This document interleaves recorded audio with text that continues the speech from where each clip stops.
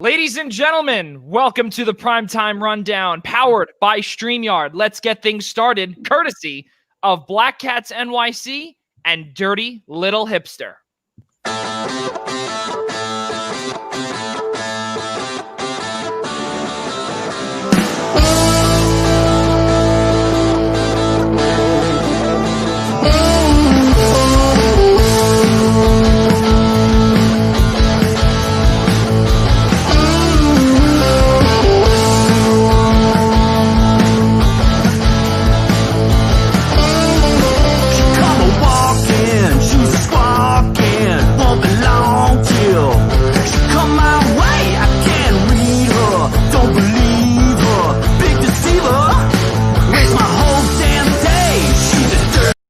Well, unfortunately, we do not have a button where we could fade in and fade out because, that would be the more professional way. But we'd like to thank Andrew Giordano, Black Cats NYC, and also their new hit single, Dirty Little Hipster. It could be found on the following platforms: Apple Music, Deezer, YouTube, SoundCloud, Amazon Music, Spotify, Pandora, Google Play. Once again, it is called Dirty Little Hipster. So pretty good stuff here alongside my guys, Ian Schraier, Assistant Athletic Director of Athletic Communications at Adelphi University, NCAA Division II, and Rob DeLuca, a good friend of mine, and also a blogger for Pucks and Pitchforks. That sound right, DeLuca? That sounds perfect. Good. I'm Joey Jarzynka. We cannot thank you enough for joining us here on the Eastern Observer and the I-95 Sports Network and the Blackjack Media Group. Fellas, there are 3 Game 7s, and one of which is going on right now. So I think if the three of us are looking away for a quick second, I think all of our guests will know why. And I know me and Rob were just talking about it just a couple of seconds ago. I'm turning this way. I have the closed captioning credits on here, or the all the and Ian, what is that? I was trying to figure out the exact word for it. Whenever you mute it and you put the you put the closed captioning or subtitles. Okay, so I think I was right or close or whatever it was. You were there. I was gonna say, I mean, I should know this, but that's subtitles is the word you're looking for. Yeah, exactly. I really hope St. Francis was not listening, because if that's the case, well, that was my job before it even began. So, fellas, let's get things started. Ian, you're looking good. I love that haircut. Yeah, it's nice. I hadn't gotten a haircut in about 3 months, so I'm glad the hair didn't grow too long. The beard didn't grow out too far, so glad I could get all nice and clean cut for you there, Joey. You see, you got the haircut. I have the hair growth in my hair. We're trying to get some new follicles up here because it's not really looking too hot. But and Rob DeLuca, how are you, buddy? It's been a few weeks since we've had you on. I think it was episode number 27 you were on here. When the qualifying round was about to start, we made our predictions. Yeah, that's right. Yeah, the last was it's just hanging in there, working from home. It's been going into the city once in a while for sports, because working in sports, you don't do a lot when they're not playing. So that's right, and I think all three of us can attest to that, as well as we all do work in sports. So, fellas, let's get things started here. As we were just talking about, 3 Game 7s, 2 tonight, one of which going on right now, and the other one that might have given me permanent heart damage is going to commence tomorrow night, 7:30, right after the Kentucky Derby. Where is DB, Ian? Because he should be on here talking about Authentic, about his horse. Oh, my goodness. I mean, listen, I know Tiz the Law right now is going off at 3-5, and by tomorrow it'll probably be 1-5. So if I was playing an exacta, I would say pair it up with a long shot and hope it comes in. There you go. Yeah, and I was going to say I'd have to hope here, and just because of that, and DB, I'll definitely text you tomorrow and say I have a big cigar for you, and I will be betting on Authentic win. Just get it done just for you, buddy. So really, really good stuff there. And let's keep it going. Ian, you're a Rangers fan. Rob DeLuca, you're a Devils fan. Let's talk about the Game 7s, and one of which that actually the third period just went underway right now. Currently, Colorado's leading 3-2 Nazem Kadri doing some good stuff. I think also Andre Burakovsky, Rob DeLuca was texting me earlier about it. But also, let's not forget how big is it, Rob and Ian, that Gabriel Landeskog, their captain, is not in right now. Can they get this done and hold a 1-goal lead? Anybody could take this one. All right. Well, yeah, as you see right now, they're hanging on. I mean, for anyone watching the game, I'm sure it's probably multi-screening, one for us and one for the game. But I think they're doing just fine right now. They're up 3-2, but obviously the goals are definitely not done here because the over-under has been 6 for most games, and the under has only hit once, and it was game 6, and the final was 4-1, so it was only a goal off. This series is known for goals. This game is far from over. But the fact that Landeskog was not in, he did get hurt in game 6.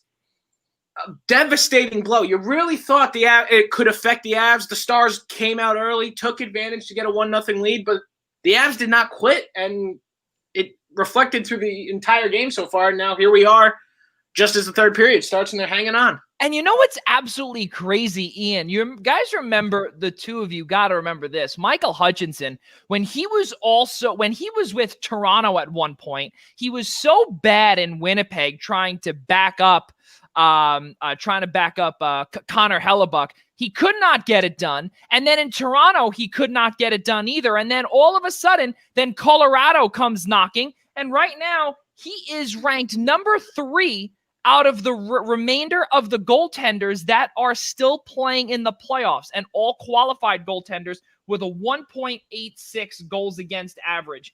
Ian, your thoughts on Colorado and Dallas? And not only that, they are Colorado is one of 3 teams to come back from a 3-1 deficit.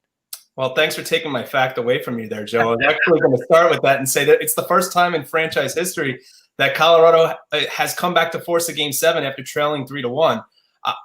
I'm just going to jump off here for a second and say I think it's incredible when you had 3 teams, Dallas, Vegas, and the Islanders, who had all this momentum up 3-1, and how the series have just changed so much. And now we're talking about 3 Game 7s in 2 nights. But with regards to Colorado and Dallas, they outscored Dallas 10-4 in the last 2 games. In the first 4 games of the series between Dallas and Colorado, Dallas scored 19 goals.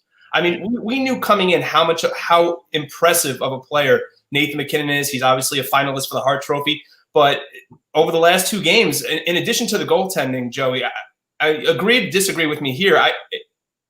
Colorado has finally found their offensive niche, so to speak. They've found consistency offensively. They're getting good goaltending, as you have mentioned, which was really a huge piece for them in allowing those 19 goals to Dallas. So far right now, it's 3-2 Colorado. The Burakovsky goal was fantastic. Not sure if you got to see where that snipe of a shot into the top right corner of a Khudobin's shoulder. But it's been a great series. And right now, I mean, listen, Colorado can score with the best teams in the league. So edge to Colorado right now with a period to go. And not only that, too, a lot of us have really thought that Colorado would be one of the, and especially from a few years ago, that this team can probably steamroll everybody and make it to a cup final and potentially multiple cup finals. And we're not talking about over a span of like 10 years. We're talking about like this could be a dynasty that Joe Sakic is currently building right now. And, you know, Dallas, you talk about Colorado finding their scoring niche, Ian. How about Dallas, though? Because really, Dallas was so bad coming into the cup playoffs and also into the qualifying round, where I have to head back into the beginning of my book here. And it's, if I'm not mistaken, they were ranked in terms of goals for. They were ranked, I think it was like 26th out of 31 teams in the entire league, were averaging 2.58 goals for, and then goals against, they were right around, I believe, in the middle of the pack, if you will, or actually, no, excuse me, they were ranked number 2 with goals allowed. So their defense was pretty good, but their forwards could not get it going. And finally, we're starting to see Denis Gurianov along with Joe Pavelski, and that second line has finally started to wake up. And I think honestly, I hate to say it, I think even though Islanders Flyers is a fantastic series, it's getting national attention, yada yada yada, and it's going to be on national television tomorrow. But this game right here, fellas, this is really absolutely unbelievable to see what Colorado has done. And on top of it too, guys, they not only found their niche, but they are overcoming multiple injuries to top players. Their top goaltender, their top defenseman, and Eric Johnson is unfit to play. We'll do that, quote unquote. And then also, don't forget, Michael Hutchinson is technically their number 3 goaltender, and now he's leading this team potentially to the Western Conference Final. That could be something else. Well, I think you mentioned last week when we discussed Dallas, Joey, was the fact that their top line finally started getting going. Yeah. Alexander Radulov, Tyler Seguin, these were players that, you said that Dallas had an issue trying to find the back of the net. It took until the playoffs, and granted it was an expanded playoffs this year, but it took until the playoffs for them to finally find it. And we're seeing players, like you said, like Alexander Radulov and Tyler Seguin consistently finding the score sheet. Yeah, it's really absolutely unbelievable. And Rob DeLuca, as he sees, we're going back and forth here. We're trying to see. Also, Ben Bishop not being able to play. How big is Anton Khudobin standing basically on his head to make sure that the team in front of him is doing their job?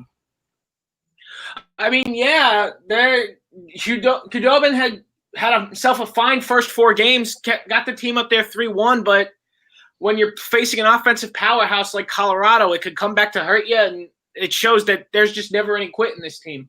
I will say, though, that I definitely underestimated this Dallas team. I had them losing to Calgary in very quick fashion, and I had Colorado winning this series in very quick fashion, and yet here they are, advanced past Calgary, and in a Game 7 with Colorado, which I just did not expect to happen. But Dallas this is just the kind of year 2020 has been, where you don't understand what's going on, and Dallas is pretty much out here proving it. It's really unbelievable, as you said, with the year 2020 being completely different, with 2020 throwing curveballs left and right, and consistently just throwing us different things to try and fight off, to see if we can overcome any obstacles. And right now, with these Game 7s, is really unbelievable to see where, as we did say earlier, 3 teams, Colorado, Vancouver, along with Philadelphia, they have come back from a 3-1 deficit to force a Game 7. Whether or not those teams come out and win 4 consecutive games, now that would be something. Fellas, let's keep moving on here. Obviously, again, there's a lot of talk with Philadelphia that Oscar Lindblom came back yesterday. That was an amazing story. He has not played since December 7th due to a rare form of blood cancer, bone cancer, if you will. So number 23 being on the ice for Philadelphia, we saw it last night, not going to lie, even though I wanted to pound the Flyers out of the playoffs yesterday. Obviously, that did not happen. And as the overtimes went on, my heart would race up, down, my blood pressure 100% hit over 200, over maybe, 120. And I was probably having a full-on aneurysm, but hey, listen, this is what happens when we're fans. I think Ian can probably attest to that back in 2014 when his team made the Cup final. Unfortunately, came out on the losing end of it, but still. Don't show that Alec Martinez photo anymore. Please, please. No, we only do that when PMAC is here. Yeah. So let's talk about Oscar Lindblom, and not only the emotional impact, but also the impact that he made in the game as well, because AV has been dealing with blow after blow, and this one right now with Sean Couturier out, he had to replace him with a few other guys, Scott Lawton, and also Oscar Lindblom made his his playoff debut for 2020 last night, and pretty much did a doozy, Ian. My MVP of this series so far, at least from the Flyers end, has got to be Carter Hart. I mean, he single-handedly has forced a Game 7 in this Islanders-Flyers series. You certainly can't say the Islanders are lacking goal scoring. That certainly is not the issue right now. Carter Hart is just standing on his head in Game 5, stood on his head again in Game 6, made up and around 50 saves in Game 6. Islanders had opportunities in overtime, in double overtime. It's just been an exceptional performance in this series by Carter Hart. Yeah, and just from looking at some of the statistics yesterday, you look at the shots on goal, 53-31 in favor of the New York Islanders. The face-off percentage always for the Islanders has always been down, but it was down yesterday as well, 56-44. The Islanders on the power play really has not been good, but compared to Philadelphia, it has been lights out, which again really doesn't say much because Philly has not scored on a single power play this whole series. Hit 73-64. And also, let's not forget, let's rewind to what we said earlier, shots on goal 53-31. 50 or how many saves was that for Carter Hart? 49. 36. 49 of 53 total shots. Right. Really unbelievable stuff. And also what he did yesterday, a .925 save percentage.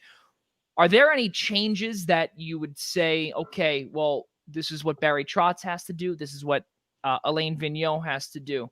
There's also a little stat from 2015 that I personally don't like to look back on, but I know Ian likes that stat where I could watch that Derek Stepan overtime goal many times. Exactly right. So there was for those that do not know, the New York Rangers were down 3-1 to Barry Trotz's Washington Capitals 3-1. And then in the second round of the 2015 Stanley Cup playoffs, Derek Stepan clinches the Rangers. That was their game-winning goal, so they could move on to the Eastern Conference Final against Tampa Bay. We know what happened in that Game 7 following that.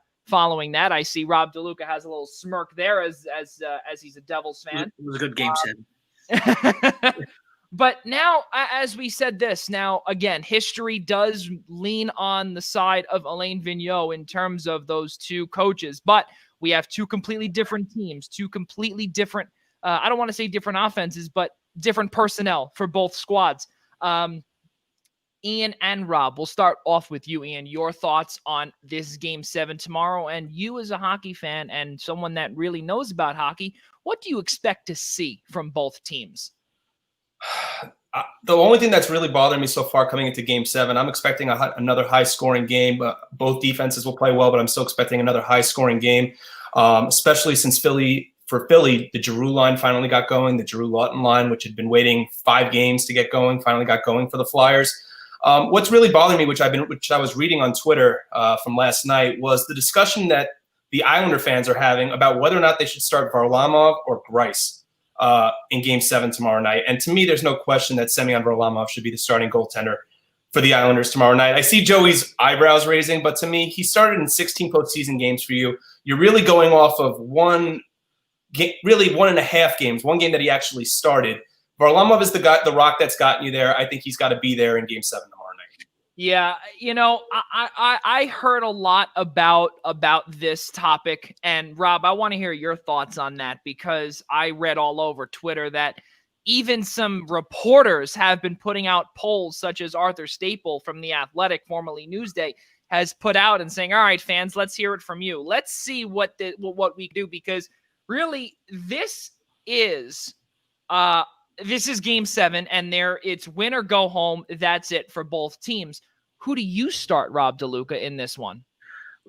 Dance with the date that brought with you, but wow, did I'm sure every Islanders fan in existence want to smack him upside the head for that very poor performance in Game 6. That because if he's even on the ball a little bit, you move on without question. There would be no overtime.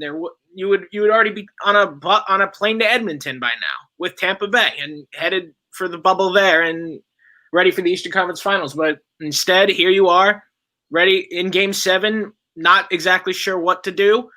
Look, I do agree. You got to start Varlamov, but the idea of starting Greiss, it's not like he's a bad goaltender. And, it could be his for him, I'm sure he'd obviously want the game. It will be. I'm sure Greiss wants it because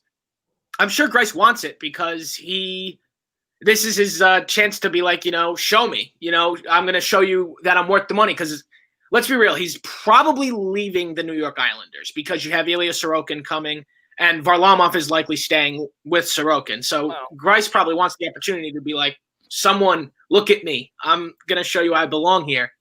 Well, yeah, not only that, but you also have kind of no choice because you're hooked on to $5 million for the next 3 years as well. So I don't think anyone's taking that from Semyon Varlamov. But I mean, my question, Joey, is the fact that what happens if hindsight's always 20/20, but if you go to Greiss and he's had his games where he's allowed 4 or 5 goals a game and really put up a couple of stinkers every season he's been with the Islanders. If you don't go with the guy that's gotten you there, I mean, I don't know if you looked at the polls, but 62% of the vote, I checked, I think it was about an hour ago, Arthur Stable had about over 3,500 votes. 62% of the vote wants Thomas Greiss starting tomorrow night. Yeah. Maybe I'm the only one. I mean, Joey, I'm curious to get your thoughts on how you feel. Yeah. Here's what you should do, definitely. Scratch Mayfield. It's also half his fault. We'll get to that in a second. We'll get to that in a second. But you know what? I cannot blame Scotty Mayfield for a broken stick. What I can blame is that there was no teammate that was around him to give him a stick close enough or quick enough, because it was probably about 2 to 3 Mississippi or 3 full seconds before he got someone else's stick. That's a problem. To answer Ian's question in terms of my thoughts, well, he's now had 2 consecutive losses, both of which had under a 90 save percentage. He allowed 28. He allowed 4 and 5 goals combined.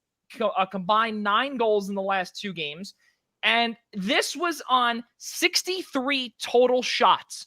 That is not a recipe for victory.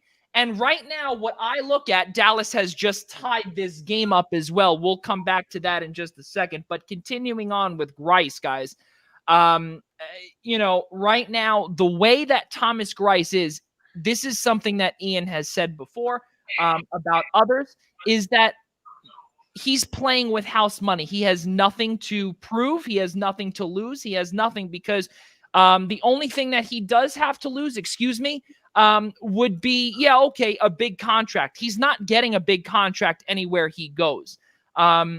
He's been a rock in the playoffs for the Islanders going back to 2016. We remember him, leading the Islanders or being in front or I guess behind the team with Tavares leading the charge and against Florida, but then completely stinking it out against Tampa.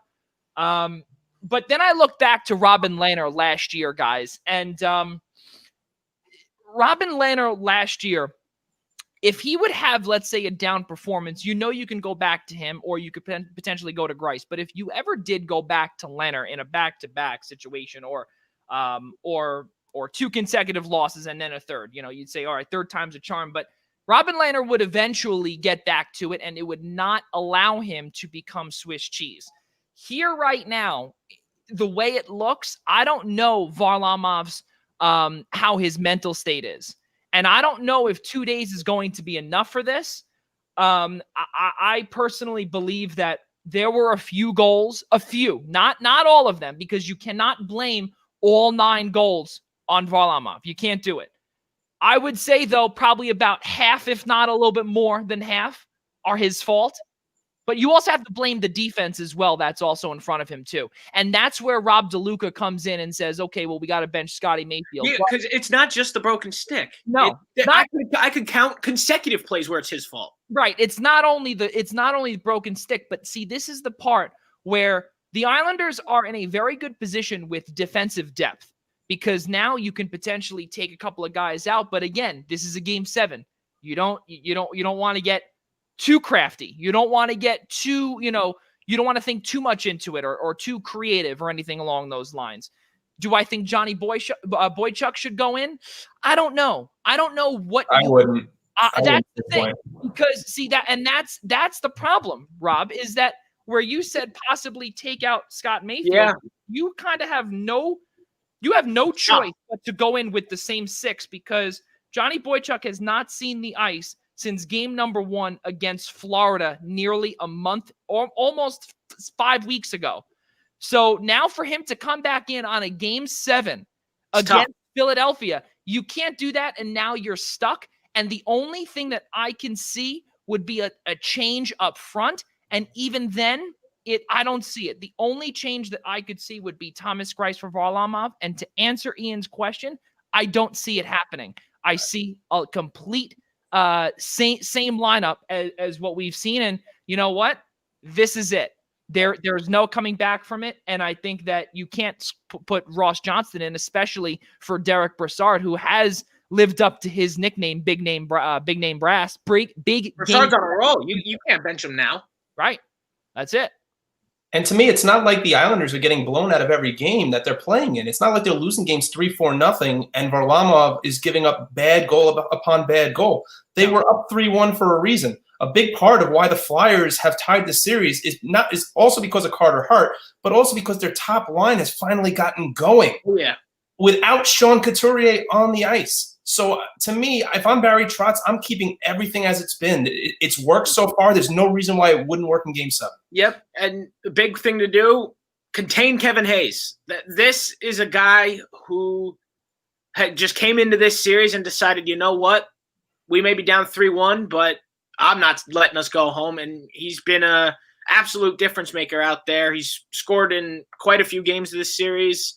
And yeah, honestly, Joey, I said it to you via text message last night. When I saw that Lindblom was coming back, I'm like, watch out. This could end up very, very interesting for you. And sure enough, he didn't score or get on the score sheet per se, but he had a few hits out there. His physical presence was there. And also I just want to say this because I know we got to get back, but people, I got to say it. On Twitter, I saw a lot of people complain that, like, how could you put Lindblom back in the lineup after all? Like, how can you think it's medically okay? Like, oh, look, there's the NHL not caring again. Like, this is someone who has been out for months. This is someone who has had medical staff watching him for months. If he was not ready to go, there would be zero reason to drag him into the lineup because he's not an offensive difference maker out there. So if they felt he was not even the slightest bit 100% healthy, he wouldn't have been there last night. And I feel like people who think otherwise don't necessarily understand what the extensive medical process to clear someone in hockey goes through. It's a lot, and it just is something that irks me, thus this little rant here. But yes, overall, Lindblom made a huge difference maker just emotionally for the Flyers, even though we went through 2 overtimes. And listen, Rob, I like your and Ian, I want to get your thought on that in a second, because we've said this, I think, on every single show that Ian has been a part of. And I always like to go back to a really good sideline reporter for CBS that we always bring up, where Melanie Collins has said on Twitter multiple times to multiple people that have come in and basically, said derogatory things about her things on the side, is that Twitter is a cesspool. And regardless of what we see on Twitter, whatever it may be, we have to use it for our business. But in terms of that, something so stupid to say, because I hate to say it, we look back at some of these guys like, I don't know, how about Anthony Rizzo? How about John Lester in the world of baseball? These guys had cancer. These guys came back and now have made not only an impact in Boston, in Chicago, in Oakland, wherever John Lester was, now in Chicago also. They're both teammates. That, unfortunately, I'm sorry, is probably one of the dumbest things that the Twitter world could even bring up. If you need a spark in the lineup, especially you're down 3-1, as Ian Schraier always says, you're playing with house money. What does it matter? Put something in and try a different formula. You have nothing to lose. Ian, your thought. I think if you guys want to talk about sparks right now, what the Islanders need for a spark is for Jordan Eberle to up his play. Oh, he's been playing horribly. I mean, I don't know what more you need to say to that than that. I mean, I'm not going to throw any shade at Anthony Beauvillier because of what he's done for that team in the postseason, and the Flyers have really done an exceptional job of keeping Beauvillier and really that entire line in check for the most part. It's really been the top line of Barzal and Anders Lee. I would say obviously Brock Nelson's done a great job in the second line, but it's really been Barzal and Lee that have really produced a lot of the offense in addition to Pajot in this series. But they need Jordan Eberle to contribute now. Yeah, I mean, like, well, you guys didn't pay him this money to play like this. I tell you that right now. Well, how much? I will say a big contract, no? Right. Yes, for sure. And he took what I think it was. I don't want to call it a pay cut, but in terms of average annual value, yes, he kind of did take a pay cut, but he did have longer the years were obviously stretched out, so it basically came out the same, etc. Helped out the team and for the long run. But right now, again, we have to give Jordan Eberle credit. If it was not for him for certain goals, both against Florida and also. And that's Colorado now scoring 4-3, Andre Burakovsky again.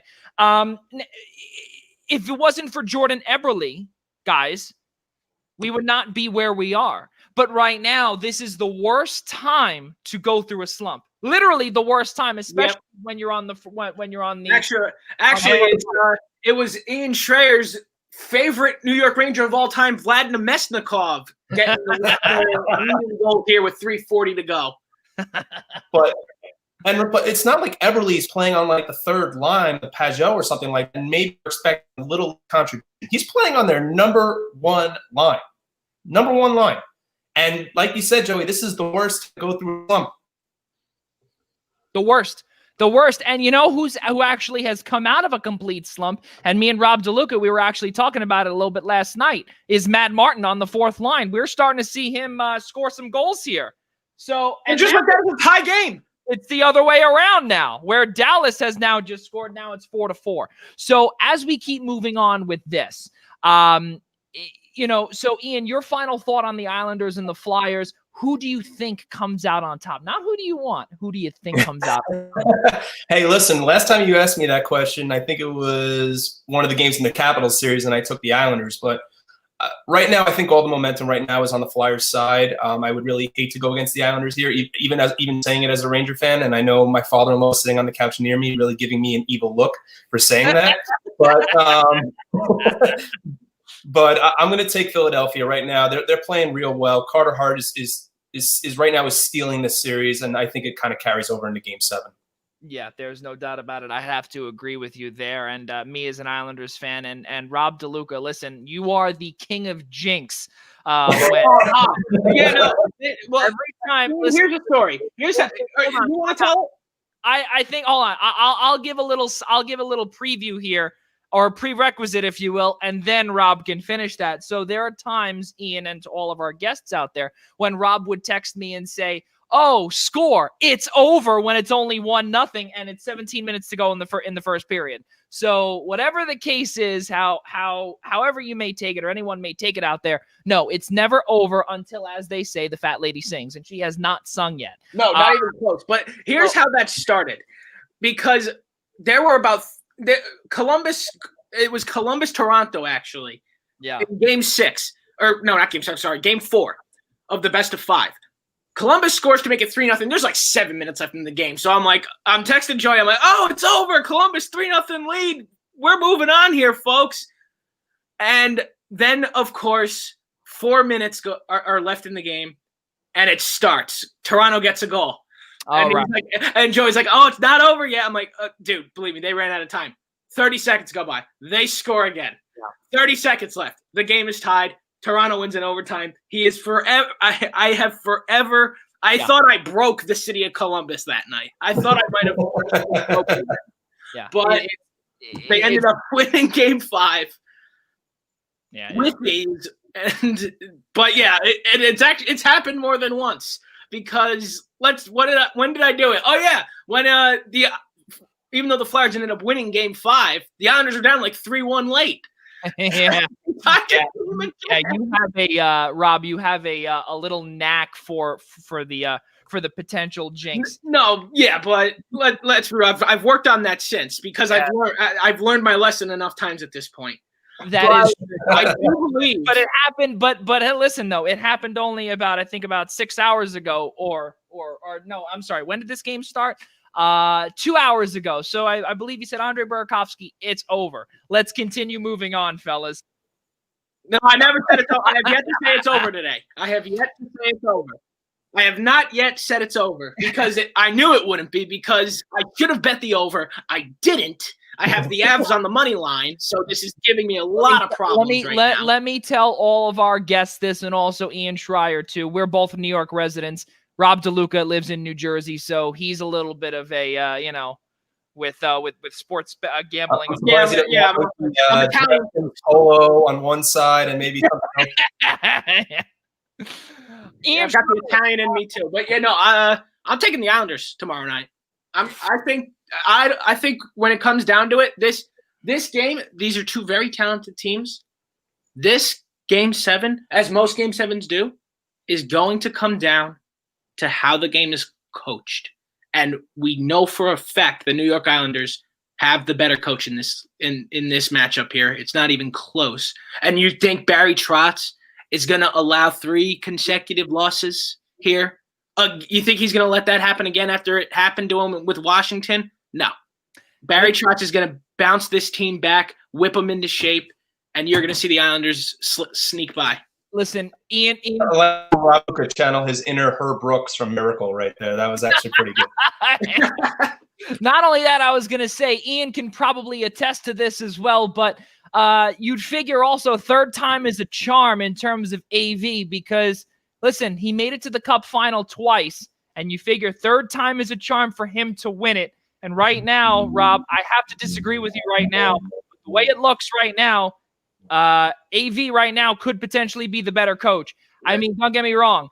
There's a lot of a lot of speculation where it could be the end of the regular season for the Islanders all over again. It could be deja vu where we could see an absolute or an utter collapse like how we did in how we saw it at the end of February and into early March just before the COVID shutdown.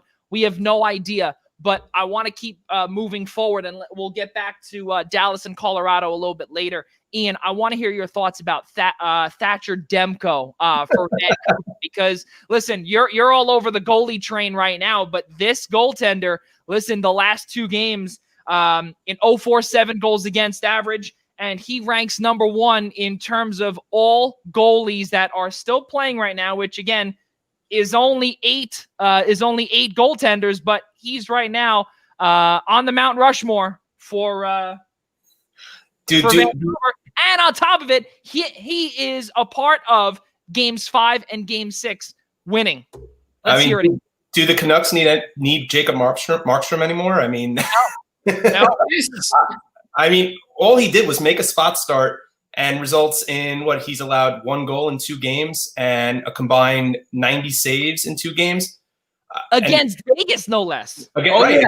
This is absurd goaltending, and I apologize for my reaction on camera here, but Hutchinson just made a glove save at the buzzer. He was down and out, reached out his glove, managed to snag it at the buzzer to send this game to overtime.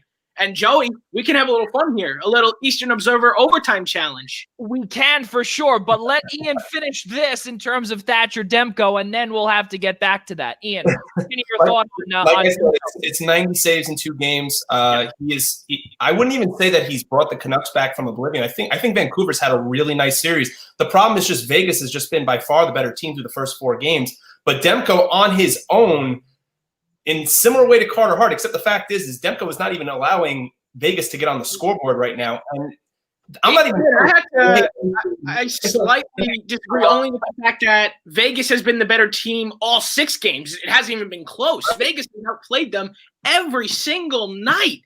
And it's literally because of Thatcher Demko that there's a Game 7 tonight. And I will say, as a Devils fan with Vancouver's first-round pick, this is getting on my nerves because Vancouver might have been making the pick even worse. And what makes it even better is the fact that he's completely overshadowing the play of Robin Lehner, who's been fantastic for 6 games. And I am a big Robin Lehner fan. I absolutely love his story. I just love how he's playing. Wherever he goes, I hope he gets big money as the starter. I'd love him as backup in New Jersey, but that's a little too expensive for just a guy who's going to play who would play only 30 games. So wherever he goes, I'm rooting for him. You look back. He gets more than that 1-year deal he got in Chicago when he didn't want to re-sign with the Islanders. Well, let's not. Well, hold on 1 second. Let's just get that out of our heads for 1 second. It's not that he didn't want to re-sign with the Islanders. It was Lou Lamoriello needed to get someone closest to Ilya Sorokin to come over, and on top of it too, he originally wanted Semyon Varlamov, which is, in my opinion, mind blowing because I'm pretty sure I said that to you last night. I'm like, you let go of Robin Lehner for this? Yeah, well, that was the whole thing. Because a lot of people have said this, and this came out publicly, was that Lou Lamoriello wanted Varlamov for many, many years, going back to his days in Toronto. So, hearing that and now him being able to get it with the goaltending coach gurus and Barry Trotz and Piero Greco and Mitch Korn, the goalie whisperers as they're both known around the league. Robin Lehner yesterday really he let up 3 goals on 18 shots, 15 total saves in .864 save percentage. You look again as Rob and Ian were just talking about, Vegas has outplayed Vancouver. But don't get us wrong here. Vancouver, Quinn Hughes, JT Miller, Elias Pettersson. Ian, we said this a few shows ago, and we heard something. We've seen it also on Twitter. We've seen it a lot of places where we're starting to see Vancouver fans, and not only that, but also we know how, let's just say, a fantasy world that the Canadian media lives in, especially, and no offense to the well, they're the last Canadian team left, so right. Well, not only that, but also even with Toronto too, they literally live in a fantasy world. Where's my guy? Where's my guy Ryan Payton to vouch for that on Sirius XM? But he'd be able to vouch for that. But going back to what we were saying though, Vegas 48 shots on goal, Vancouver 23. As I was just saying earlier.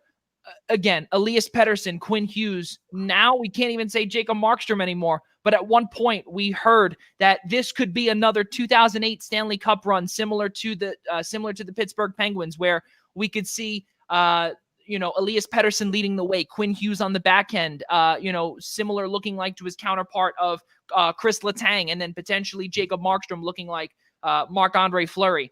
But now we're starting to see Thatcher Demko come in. Again, I don't want to say if it's beginner's luck, but 48 saves on 48 shots on goal yesterday, absolutely insane. Game 7 comes your way 9 Eastern tonight. Again, and the power play for both teams have been utterly abysmal. Combined 0 for 9 yesterday. And also don't forget, Vancouver had 18 giveaways yesterday, and Vegas could not execute on a single one. And also Vegas 43 compared to 26 hits. I want to know your thoughts, guys. On a Game 7 and also this random stat, courtesy of the Elias Sports Bureau. Teams trailing 3-1 and winning games 5 and 6 are 29 and 28 in all-time Game 7s. Talk about tight. Talk about tighter than tight. You can't get even the little ink through that. Ian, your thoughts on that? Oh, I was going to say, let's let DeLuca start this one since I took the last one. Okay, there you go. All right. I get that just tells you the beauty of Game 7s. You never, ever know what's going to happen. We've got one going to overtime now. I'm sure we're going to have just as much excitement. Did we lose Rob DeLuca? I don't know. I was actually going to ask you if that was my connection, but I don't think it is. I think that is Rob DeLuca having a little bit of internet issues out in New Jersey. So Rob DeLuca, if you can hear us, I think we did have a little bit of. Yep. All right. Rob DeLuca is back. Yeah, all right. Yeah. I'm sorry. So, start from the beginning, Rob.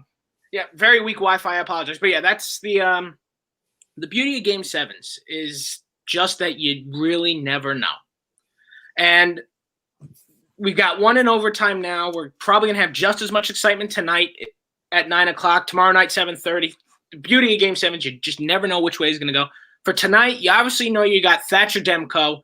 Because it's a back-to-back, you don't know what Coach Pete DeBoer is going to do in goal tonight. And he doesn't even tell you anymore because of the drama with Fleury's agent. He doesn't even tell you who starts in goal anymore. He just kind of lets you see it when whoever leads it out in warm-ups. But it'll be tough. Because, Joey, to your point about Robin Lehner, he very rarely has 3 bad games in a row. So where he'll find it again. So because of that stat, will he get the start or will he go to the seasoned veteran of Marc-Andre Fleury? We don't know. But, yeah, I believe tonight's game had a single bad – I mean, I know they put Fleury in on the second half of those back-to-backs, but has he even really had a bad game yet?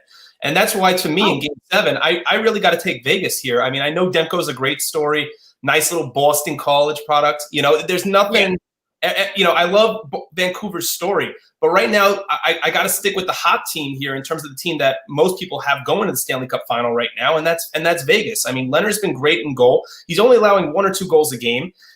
It's just that Demko's been better. Yeah. And they're outplaying Vancouver offensively in every game of the series. So there's no reason for me, at least, to go against Vegas here in Game 7. I'm not going against Vegas here tonight. I think they'll find a way. I don't know how they'll find the way, but they're going to find the way. And they will somehow find it past Thatcher Demko, and they will. But, of course, that will require a superb goaltending effort from either Robin Lehner or Andre Fleury. Well, I'm going to throw my 2 cents out here, fellas. And right now, I think with the Game 7 with Game 7, obviously, here, I look back to last year as Rob DeLuca was just pointing out about the statistic of Robin Lehner. And we saw last year where he lost 4 straight and was swept against the Carolina Hurricanes. Get that smirk off your face, Ian Schraier. I'm sorry. You know what? Every fan talks to me about Adam Henrique, but last I checked, the Rangers were the last team to find the final. Last I checked. Even I'm over it at this point. Years ago, we went to the final. We walked to the very same Kings team. There you go. So what we were saying earlier, obviously, with to me comes experience. Robin Lehner right now, he's again, there's a little bit of a stutter, a bump in the road, if you will, for Lehner. But don't get me wrong here. It's similar to the Varlamov situation. And in my opinion, I would go with experience here. And this most likely is the unpopular opinion. But I'd have to go with Marc-Andre Fleury because Ian's point, has he really had a bad game? No, he has not. Again, and this comes back to the team in front of them. And I personally believe that we are starting to see something that was said back in June and July, that towards the latter part of the playoffs, we are going to be seeing fatigue from every single player. This is starting to happen, folks. This is going to be, you might see one of the slowest Stanley Cup finals in all of history. Why? Because you had 3 months off, give or take 3 months or 2.5, 3 months off. And now you're not coming back into the regular season. You're coming in full speed. You're not taking a few, you're not taking a few reps away, or these AHL guys or junior guys are not coming in lieu of you to potentially take you out of a game or whatever the case is. You're going into this full force. And not only that, you're going into this with the big boys. So in my opinion here, I think you have no choice but to start Fleury. And I don't really see any depth changes here for Vegas because they really don't have any. They really don't. No, their lineup is solid. They have not the only change they could make, much like the Islanders, is in goal. That's it. And that is the problem. The only thing for Vegas is that, and they can roll all 4 lines just as well as the New York Islanders. They have scoring from top to bottom with the exception of Ryan Reeves. And don't get me wrong, he can score as well whenever he wants to. He's not the, prolific scorer that, that Mark Stone is or anything like that. He's the big enforcer. But Joey, don't get me wrong. I would not mind seeing Thatcher Demko pull one more out and send Vancouver to the West Final. I think it would make the story that much better. Oh, the story, they'd be the official Cinderella story of the NHL playoff. Like, you get a March Madness story, that would be the NHL bubble story. Not even a question. Yeah, and also let's not forget too, Vancouver as well. The way that they were playing in the beginning, I personally did not believe. And also when they lost that first game, they were shut out by Minnesota in the qualifying round. I thought that they were done. They were toast. It was over for them. And now look where they are. Yeah, I had a feeling that they would beat Minnesota just because Minnesota's in a bad spot right now. Their depth is low. They really could have used that number 1 overall pick from the rigged draft lottery, but it didn't end up. Stop it. I mean, look, do I think the Rangers won the pick fair and square? Yes. Does that mean I agree with the process that the league went through to get there? Not even a little. I would agree with that. I will agree with you there. The way they went about doing this was what was all wrong. The drawing itself is fair and square, although he really did fumble the ball into the hole before this whole thing started. Hold on 1 second. New York Rangers? Oh, wait a second. Oh, hold on. Let me like, you can't tell me we didn't have a repeat of 1985 NBA style there. Oh my goodness! Wow! Showing your age. So basically, what Rob DeLuca did is he just compared Alexis Lafreniere to Hakeem Olajuwon, right? Is that exactly? No, I just compared it to Patrick Ewing, apparently. Now that as we were just talking about, Rob DeLuca did say some Bucci Gross overtime type style here on the Eastern Observer. What do we have here? Who do we have scoring for these two? And is it a one team? You guys have one player or potentially two players? Who do you believe will win this game? Well, if with Colorado, I got no other choice. I'm going with Nathan MacKinnon here. This guy's been a force all playoff long. How could you not expect someone like him, to lead the way and get the charge done there? As well as, I'm not even sure if he has a point yet, and he has a point in every single game in the bubble that the Avalanche have played in. He's on that big of a streak right now. So I'm not sure. I haven't looked at the stats. I don't know if he has contributed to one of the 4 goals yet. He has not. So there's no way it stops now. And if it's Dallas, I mean, you got to look towards some of the leaders. Radulov has 2 goals. I mean, Radulov has 2 goals. The Jamie Benn is a little cold. He's got to get something going right now. Tyler Seguin, those 2 guys, where have they been? But yeah, I think you got to. I think it's going to be something crazy. I don't mean to rush you. Give us your pick.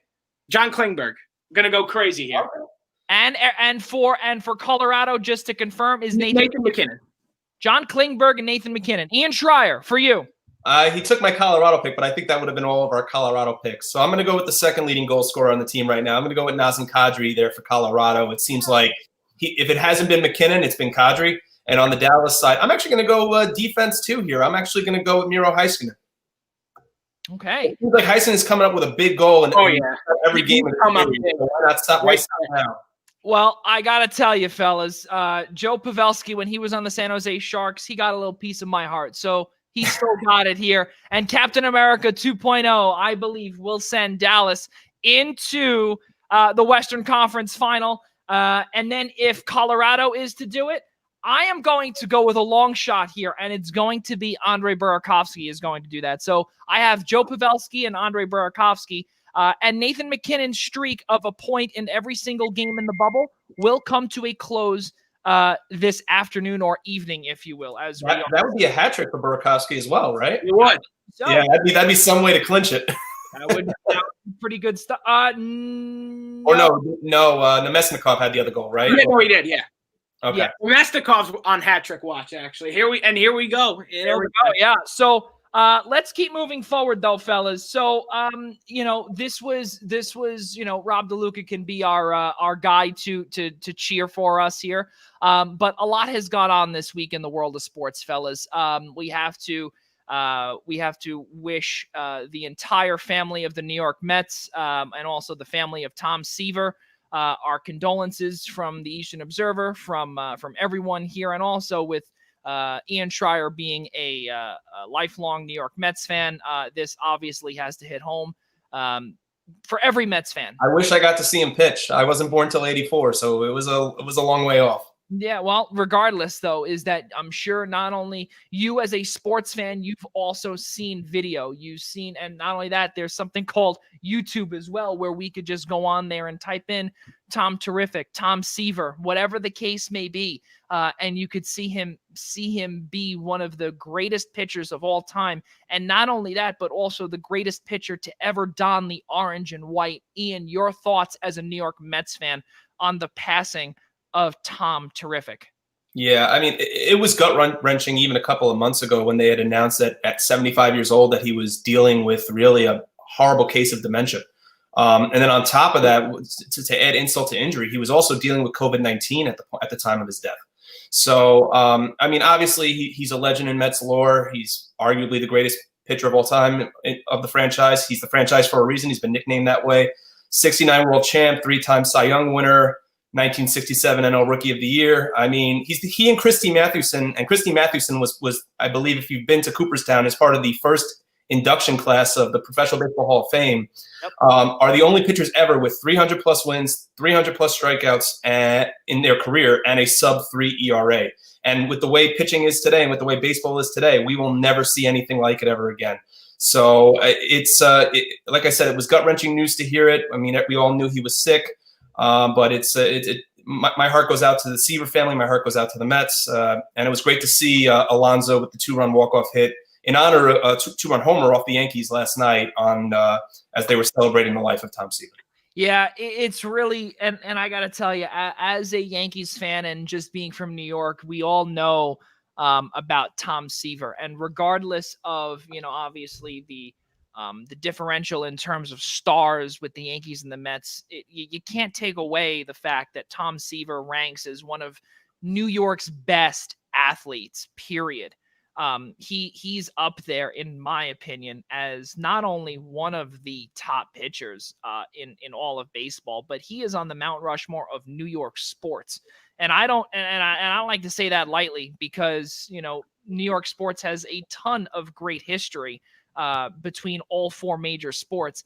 And Tom Seaver is a part of that conversation. There's no doubt about it. 41 will forever be enshrined in the New York Mets Hall of Fame, and also will never, ever be worn again. But the crazy part that I heard Ian Schraier was that he was dealing with COVID-19. I couldn't believe that. And I was saying to myself, this man is 75 years old, and he has a bad case of dementia where his family came out publicly last year and said he's retiring from public life. And one of the last times that we've seen him was here at the 2013 MLB All-Star Game, which I was there. Yeah. Were you really? I was there. Yeah. So was I. Wow, that's excellent. Yeah. That's on. You know what? Off topic. Where were you sitting there? I was down the left field line. Upstairs down the left field line as I was watching Seaver throw the ball to David Wright. Yeah. Yeah, that's and for you as a Mets fan to see that, and one of the last appearances publicly with Tom Terrific, what was your thought, when you heard that he was retiring from public life? And again, that picture that we just showed was one of the last that we ever saw of him. And again, looking like there was also, I don't want to say something wrong with him, but for those that know about dementia, my own grandfather had it, and we've seen blank looks from dementia patients, and I know it all too well. And it's something that you can never, it'll never go away. So there have been times, I remember when they showed Tom Seaver on television and you saw it loud and clear, that there was that blank look where he was scared. He didn't know where he was. And, but going back to what I was saying, Ian, it's very difficult. You're 75 years old and your mind is no longer there. And then all of a sudden you contract COVID-19, and this was your demise. That's so tough. Yeah, I'm sure a big part of it was he knew he had onset dementia at the time. If not, maybe it was years leading up to the point. Mm-hmm. But with regards to Seaver, I mean, I'm sure he and his family didn't want to show him in a negative light, show him the fact that he had dementia. I'm sure it wasn't something that they wanted to let people know publicly that he was dealing with. It was only a couple of months ago when they had actually announced it. I mean, I will say, yes, the All-Star Game appearance was fantastic. But to me, I think what I loved even more than the All-Star Game appearance was when they closed Shea Stadium in 2008, and him and Piazza walked out the center field wall. And then I was there opening night when Citi Field opened in 2009, and him and Piazza walked right back in together as kind of the two pieces of the franchise of the Mets, the two cornerstones of the Mets, and walked in and threw the first pitch at Citi Field as if there was a nice transition from Shea to Citi Field. That to me hit more at home than the All-Star game, for sure. Yeah, no, absolutely. And again, you as a lifelong New York Mets fan, it really must hit home. And to see someone to see in the history books. And again, we're all sports fans, so we watch videos, we watch biographies, documentaries, etc. Yankeeographies for us Yankees fans. Tom Seaver again will live on. In a way, Joey, Seaver's last appearance is kind of the same way Ted Williams went out. Yes. Everybody remembers the 1999 All-Star game when he had got the golf cart ride around Fenway Park. Yep. And I think he died not long after that. Yep. So, obviously, I don't want to say he kind of went out on top. That's not the right way to say it, but I'm glad he kind of got his one last farewell. Yeah. And excuse my chuckles for that, but I like the way I do like the way you said that. But again, all joking aside, though, we look also back to George Steinbrenner when in 2008 when they were closing Yankee Stadium and he had no idea where he was. There were bouts where he was looking up and he really didn't know, and then for a quick second, then he waved, but it was for the most part, he was extremely in awe, but also then again, he really did not know where he was. Rob DeLuca, again, we're both Yankees fans, but again, to hear Tom Seaver, we've heard all about him. We know all about him. He is one of the best pitchers in New York history, not only Mets, New York baseball history. What did you think about when you heard this? Look, this just felt, especially after the week we were having in sports with people we lost, and then and then 2020 throws us that punch. Are you kidding me? Like, we had just lost John Thompson, Georgetown legend, and now what was it? 12 hours later, I think we lose Tom Seaver. That was like the worst 12-hour span I think I've ever seen in terms of sports, in terms of people we've lost. I mean, there's two absolute legends, different sports, but they both impacted their sports in so many ways, for the only positive ways. And it just is so unfortunate that, as you said, of all the things that Tom Seaver has gone through, that it was this virus to do it. Just terrible.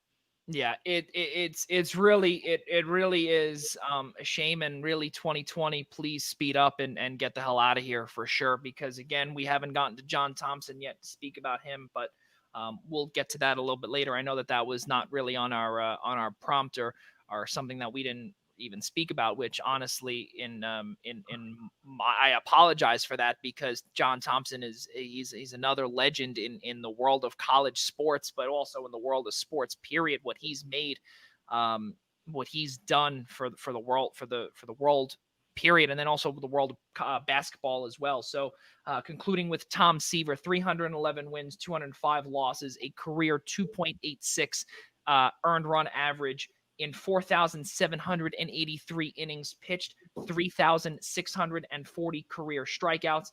He actually had one save. He started 647 games, and he appeared in 656 total. George Thomas Seaver will never be forgotten. Let's keep moving forward, fellas. And as we did say just a couple of minutes ago, the legendary John Thompson, he did pass away as well.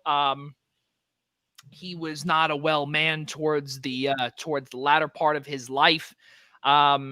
Georgetown head coach, Hall of Fame head coach. His son, John Thompson III, was let go from Georgetown following the 2017 season, 2016-17 college basketball season, where the all too known Chris Mullin, John Thompson fight towards or the last game of the of their season, which was the Big East tournament at Madison Square Garden. There was a little bit of a rumble, if you will. Jamarco Pickett, Marcus Levette, Chris Mullen got involved. John Thompson got involved in there. But his father, John Thompson, the second, guys, and just off the cuff here, Lou Carnesecca is 98 or 99 years old, in that range, and we lost John Thompson almost 20 years ahead of the age, or 20 years younger.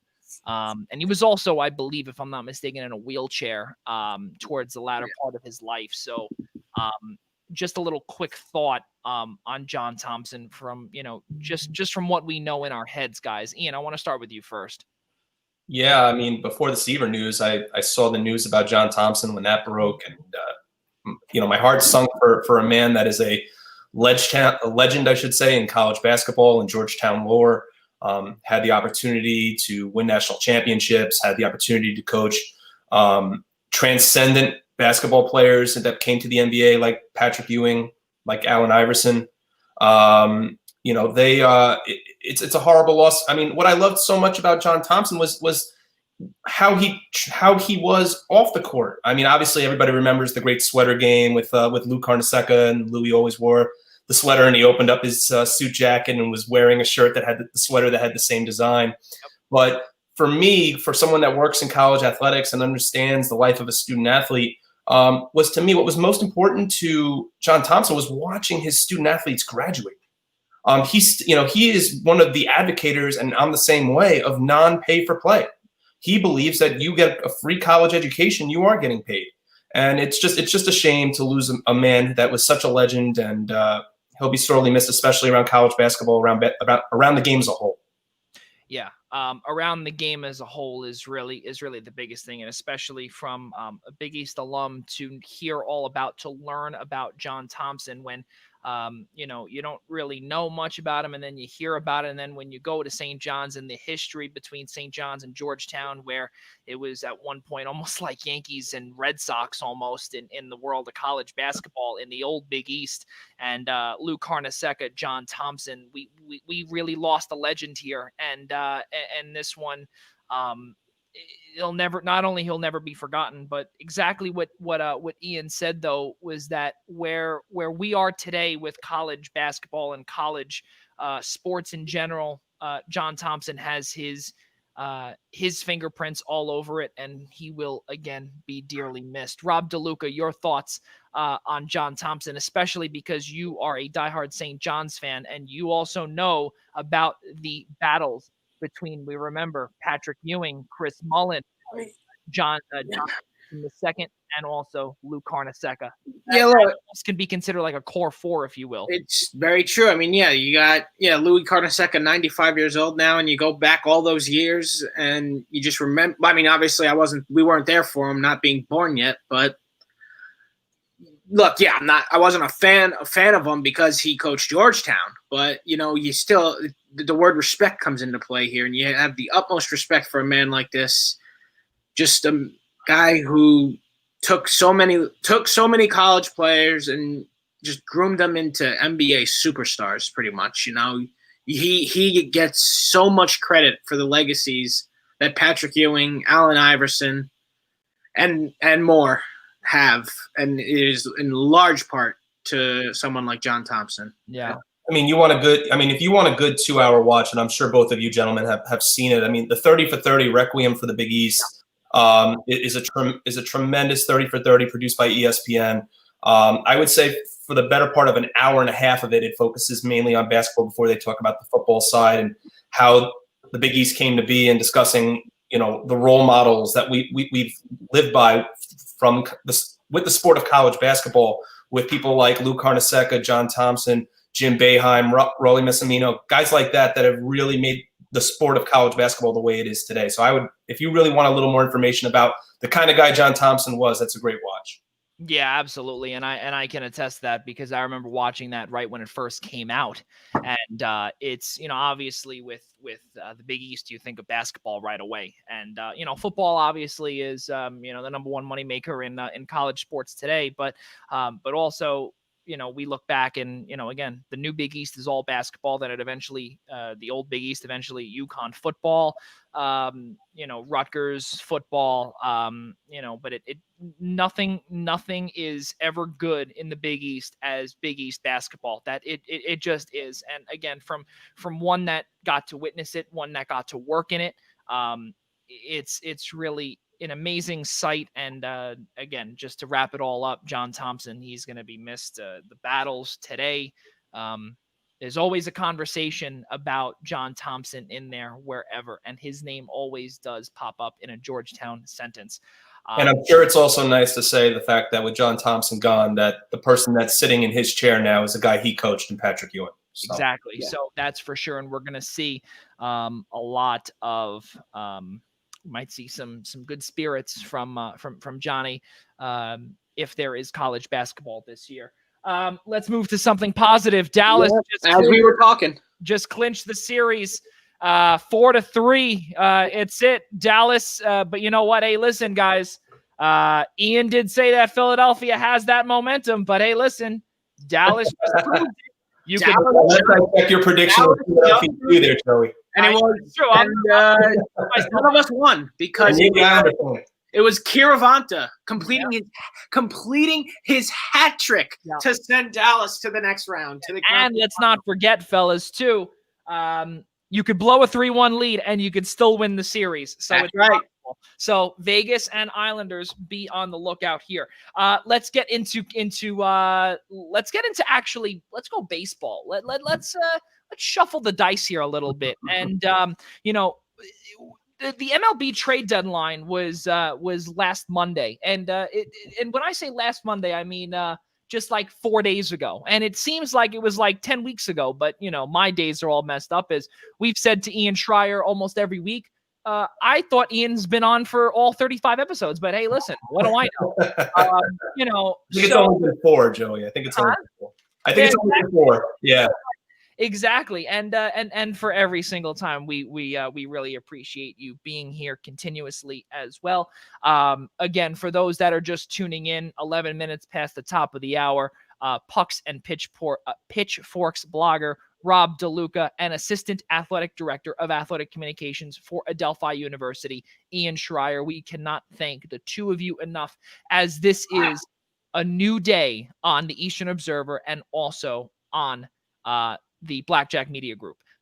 It is a new day here on the Primetime Rundown, and we are going to have the rotational hosts. And Ian, I am beyond glad to say, has taken the role and run with it, and we cannot again be more thankful for him to be on here a lot of Fridays with us. He loves to spend his Friday evenings with us here and just talk sports, because what better way to tune out the negative and just ramble about sports? It's either do that or watch the Mets lose. So I think I'd rather spend time with an Islanders fan and a Devils fan than watch the Mets. So there you go. So I'm really not making too much of a commitment, but I appreciate it. Oh man, so we were talking about baseball just now, and we look at some of these trades here, fellas, and actually it's very good, and I have to show actually all of our guests. I actually took the time out and wrote every single trade that happened in a span of about in about, I would say, 48 hours. And there's actually a couple of trades here that I want to go back to, because we spoke about this last week, Ian Schraier, and we were talking about Kevin Pillar with Boston, and I thought that he was a goner right away. And coincidentally, Colorado snagged him for a player to be named later in future considerations. But I got to ask you this to start things off here. You're a New York Mets fan. What the hell are you getting Todd Frazier for and Robinson Chirinos for? I think I know why. Is there an injury bug that's going around in the New York Mets locker room? I have no answer for that, Joe. I know Todd Frazier in New York. I know Todd Frazier's a good clubhouse guy. He was a great clubhouse guy when he was with the Mets the last couple of years. I know the Mets were interested in Chirinos this past offseason, so the fact that they traded for him did not surprise me. The fact that he's not batting his weight doesn't surprise me. The fact that I want JT Realmuto, despite the fact that he's 30 in the offseason, as long as Steve Cohen pays him, I don't care. They need a catcher. But I've got no answer for you on that, Joey. I mean, Brody's trying to defend it and say, yeah, we need more guys that can hit. I think the average batting average between the two of them is like 190. So I don't know what stats he might have been looking at. He might have been looking at Todd Frazier from the Reds and Robinson Chirinos maybe a couple of years with the Astros. But please, can we just clean house already, please? So a lot of these deals that when we were writing this down, Ian and Rob. And I don't know. And I remember, Ian, when we were talking about this last week with Patrick McCormick with PMAC, we had to think about this. We had to say, is it going to be a busy trade deadline? And coincidentally, I think all three of us, we didn't have an answer. And I think we all came up with a no. And I think Major League Baseball has thrown us a curveball here where it may not look like it's a lot of big moves, but a lot of moves, period, did occur. And a lot of them, though, were for players to be named later, cash considerations, or future considerations. We saw a lot of these one for later moves deals. So, I mean, the way it looks here, we look at Mitch Moreland. We look at Tommy Malone, Cameron Maybin, for a few players. The biggest one here that I could think of, obviously, is Mike Clevenger. We'll get to him in a second. But as you said, Ian, there is no answer for what Brodie Van Wagenen brought in. He brought in Miguel Castro, right-handed pitcher, for Kevin Smith and a player to be named later. Who's the top 15 Mets prospect, by the way. Right. Are we add that in there? Yeah. Are we surprised? No, we should not be surprised. No. We brought this up last time where the executive, what do they call it? The executive discussions or sales pitch or whatever it was last week. Steve Cohen was in, or excuse me, the executive talks with the Wilpons to eventually buy the Mets. But we haven't heard that yet. So clearly, as we could see, we do have, puppets in the general manager's office trying to figure out what to do here. So as we said, Todd Frazier, Robinson Chirinos, the New York Mets. But there were a lot of other moves, guys. And this is something that really is amazing. And I have to tell you this because San Diego, they are a little bit, in my opinion, scary and not for the good way. I think, Ian, we spoke about this. I don't know if it was over text or if it was over maybe our last show. But also, let's not count out the Toronto Blue Jays either, what they did. They bolstered their 4 and 5 starters with Robbie Ray and Taijuan Walker. Taijuan Walker was traded just before our episode number 31. But also, they also got a shortstop. My thought was that maybe the Angels would trade away Andrelton Simmons for a prospect because, well, they fired their whole scouts pool, so they don't have a good farm system anyway. But they got a player to be named later who could potentially be, who knows? We don't know. They also traded away Brian Goodwin, their left fielder, from the Angels. Toronto shored up their shortstop position because Joe Panik is not a shortstop. And he's a second baseman, and he's playing his offside, and he looked pretty bad at shortstop. And I'm sure St. John's head coach Ed Blankmeyer, I'd love to hear his thoughts on it because he never played shortstop. Back to his days in Queens. So Jonathan VR from Miami to Toronto. Arizona basically completely cleaned house again and traded Starling Marte to Miami. And then the Indians traded Mike Clevenger to San Diego. I want to ask you this, Ian Schraier, your thoughts on who potentially your winner and your loser is from this deadline. My winner is the San Diego Padres by far. It seemed like every hour or every day leading up to the deadline, they made another big move. For the Padres, the first thing they did was we spoke about it last week about how poor their bullpen is. Kirby Yates has not been the closer they expected. So what they do, they go out and they get a guy who's really having a comeback tour in Trevor Rosenthal from Kansas City. They shore up their bullpen. Then what do? I know we discussed about the Red Sox making moves. I didn't expect Mitch Moreland to be on the move. So Mitch Moreland now goes to San Diego and gives them another good glove at first base to pair with Eric Hosmer. gives them a chance to platoon these guys, give guys off days, especially because you're playing so many days in a row. And then the cherry on top of it is Mike Clevenger. So, I mean, he didn't have a good first start. I mean, he pitched against the Angels, a struggling Angels team, a team that has basically more or less given up on the year, and allows 2 runs, 7 hits, and struck out 2 in the 2-0 loss. So I think Clevenger's going to be fine. Again, I still have questions about their starting pitching outside of, I mean, obviously Clevenger was the big ad, but Paddock has not been great, but Lamet and Davies have done a good job really filling in those holes. But the Padres, by far, their winner. My honorable mention, I'm going to add this in, is definitely the Miami Marlins. I think Starling Marte was a huge get for them, for a team that no one expected to be even close to the playoff picture. And I don't really have a loser. And I'm not even going to throw the Yankees or the Dodgers in that discussion either, Joey. I'm really not. I think when it came, there really weren't any losers because we didn't know. It's a 60-game season. We didn't know at the time of the deadline who were going to be buyers and who were going to be sellers. So I don't really have a losing team here, but I would say the Padres are definitely my winner.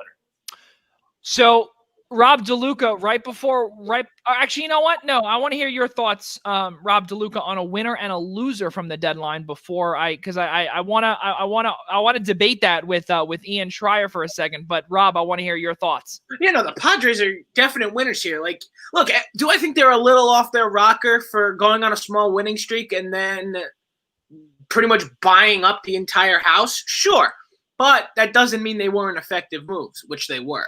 So they are definitely a legitimate threat right now. They definitely took that stuff with the Rangers personally. You don't run up the score. Meanwhile, we've been seeing games like at 23-5 lately. Like, what are we talking about here about running up the score?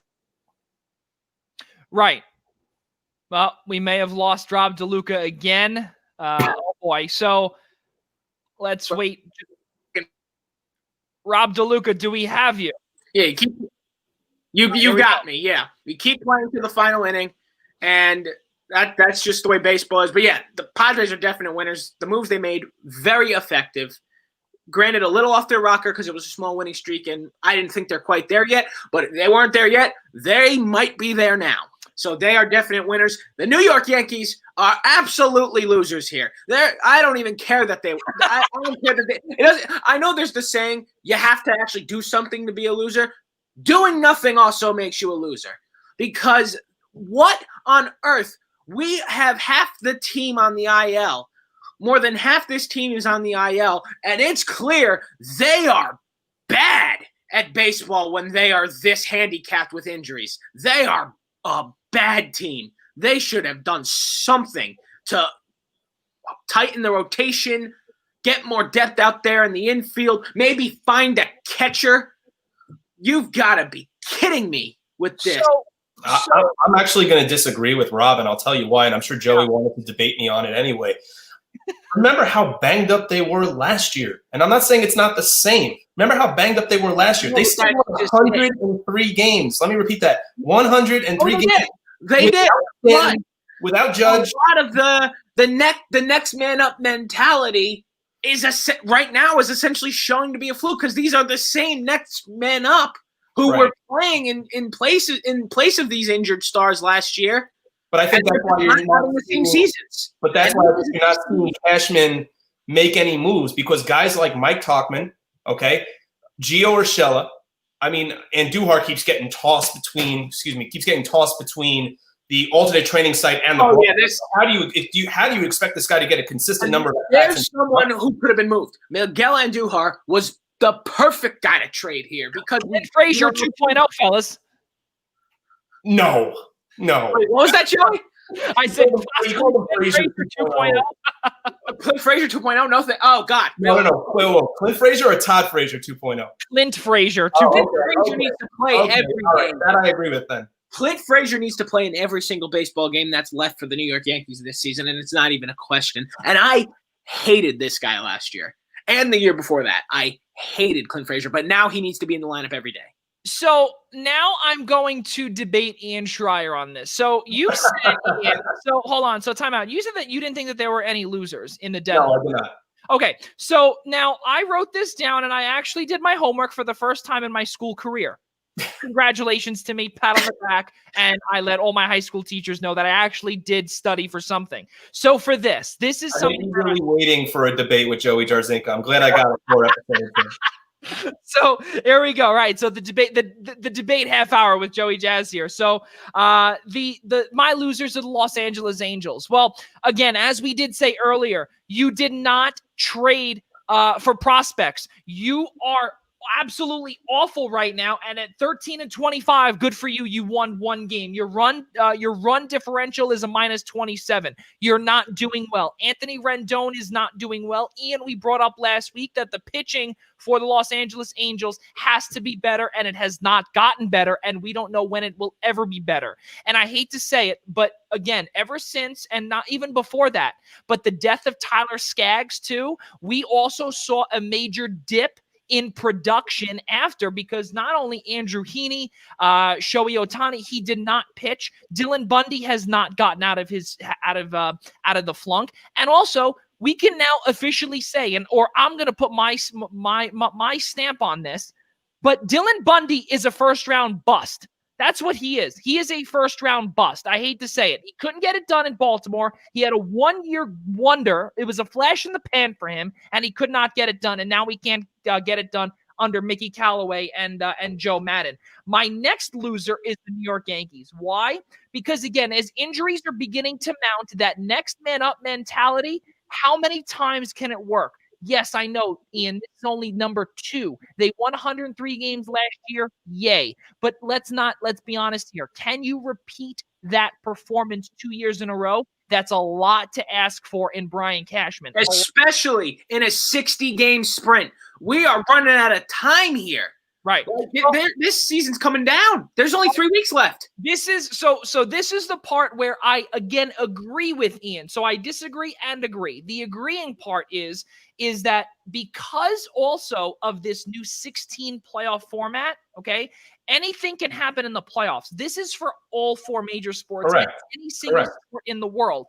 Anything can happen in a 60-game season, and all of a sudden you can also be on a 5-game winning streak like the Dodgers, okay, right now. And they were actually originally another one of my losers. Well, guess what? I crossed that out just about 10 seconds ago, because they're not. They are not a loser. They're still the same.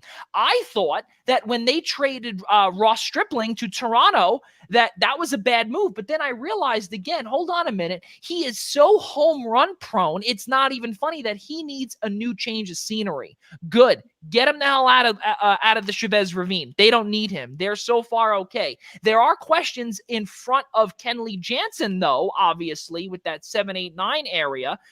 It's not working, but clearly, again, their bats are coming alive, and in the last 10 games, they're 8-2. But my number one loser, Ian Schraier, Rob DeLuca, you ready for this? The Washington Nationals. They are so bad, it's not even funny. And we said this last year, 19-31, then they turned it around and won the World Series. Okay, well, guess what? You had Anthony Rendon. You had Juan Soto. You had Ryan Zimmerman. Okay, well, guess what? 2 out of those 3 guys are no longer on the team. One of which because they opted out, and another one signed a massive deal, which is not really looking too hot on the West Coast. Right? Well, Joey, let me interject here. Let me ask you this question. Let's hear it. Your top 2 losers, basically, it makes it seem like to me, are besides the Yankees, are the Washington Nationals and the Los Angeles Angels. Correct. Okay. So let me start. Well, I guess this question can apply to both teams. Who exactly are you expecting them to trade? And I'm going to say, and I'm going to ask for your answer in a second here. First off, with Washington, they're not in rebuild mode yet. Okay. Juan Soto obviously had everything that happened at the start of the season with COVID-19. He's not going anywhere. Who else on that team? You're not trading Scherzer. Strasburg is too injury prone. So who exactly right now on that team has any value whatsoever? I would look at potentially like a Sean Doolittle. I would look at potentially trying to rebuild a little bit, just a tiny bit, because right now their farm system is depleted. That's the problem. Okay. It's the same issue with the Angels, though. It's the same issue with the Angels. Trout's not going anywhere. They just signed Rendon. He's not going anywhere. Yeah, they traded La Stella. You're right about Dylan Bundy. But these are guys that don't have an incredible amount of value. And, I mean, the Los Angeles Angels have been in a rebuild for what feels like 20 years at this point. I feel so bad for Mike Trout. But with regards to the Nationals, they just won the World Series. If they were going to rebuild, they would have just dumped everybody at that point. No, you see, that's the thing is that they're not going to start rebuilding. But the way I look at it, and their biggest maybe 1 year value, unfortunately, is on the 60-day injured list in Starlin Castro. So I still don't even think you get good value for him at this point. But see, that's the thing though, is that if you look at every single value here, they're all cash considerations, international money, and players to be named later. So really, they're not good enough. All of these players, or maybe the market is not working or whatnot, where they could get big name values coming from the other side, unless you with depleted farm systems, Joey. But with depleted farm systems, Joey, if you're talking about you're just trading for cash considerations and players to be named later, you're probably not getting a top prospect or anybody right now that is going to vastly improve your team and maybe even next year or even in 5 years. It's a fair point. It's a fair point. Yeah. So I have no issues with the fact of with the Nationals and the Angels, especially the Nationals, because the Nationals have been hampered by injury, especially with guys. Obviously, Soto's been on and off because he's been on the IL. He hasn't been. He started the year with COVID-19 and took 2 weeks to come back. Strasburg is a walking injury. So to me, they're not in. If they were in rebuild mode, they tried their absolute hardest to re-sign Anthony Rendon. It's not like they just let him walk out the door. No, I understand that. I understand that. But then I look also back to the Los Angeles Angels, and I look to the beginning of the pandemic when their owner decided to completely strip their entire scouting system. Okay. So, and that's not saying that, just because of my relationship with the scouts, I could say that, but it's the utmost truth. You're a billionaire. Why are you stripping your whole farm system? You're stripping these scouts from finding top players to potentially play for your organization. Okay, well, guess what? Clearly, you're buying these players and they're not working out for you. And it's not that Anthony Rendon hasn't worked out. It's you have to be better with buying these players. Anthony Rendon hasn't worked out, so maybe we want to get a little bit younger. Okay, Albert Pujols right now, I think he has 1 or 2 years left on a massive deal. All right, Anthony Rendon, you really, okay, I don't want to say you did not need that, didn't need that bat, because of course you needed it around Mike Trout.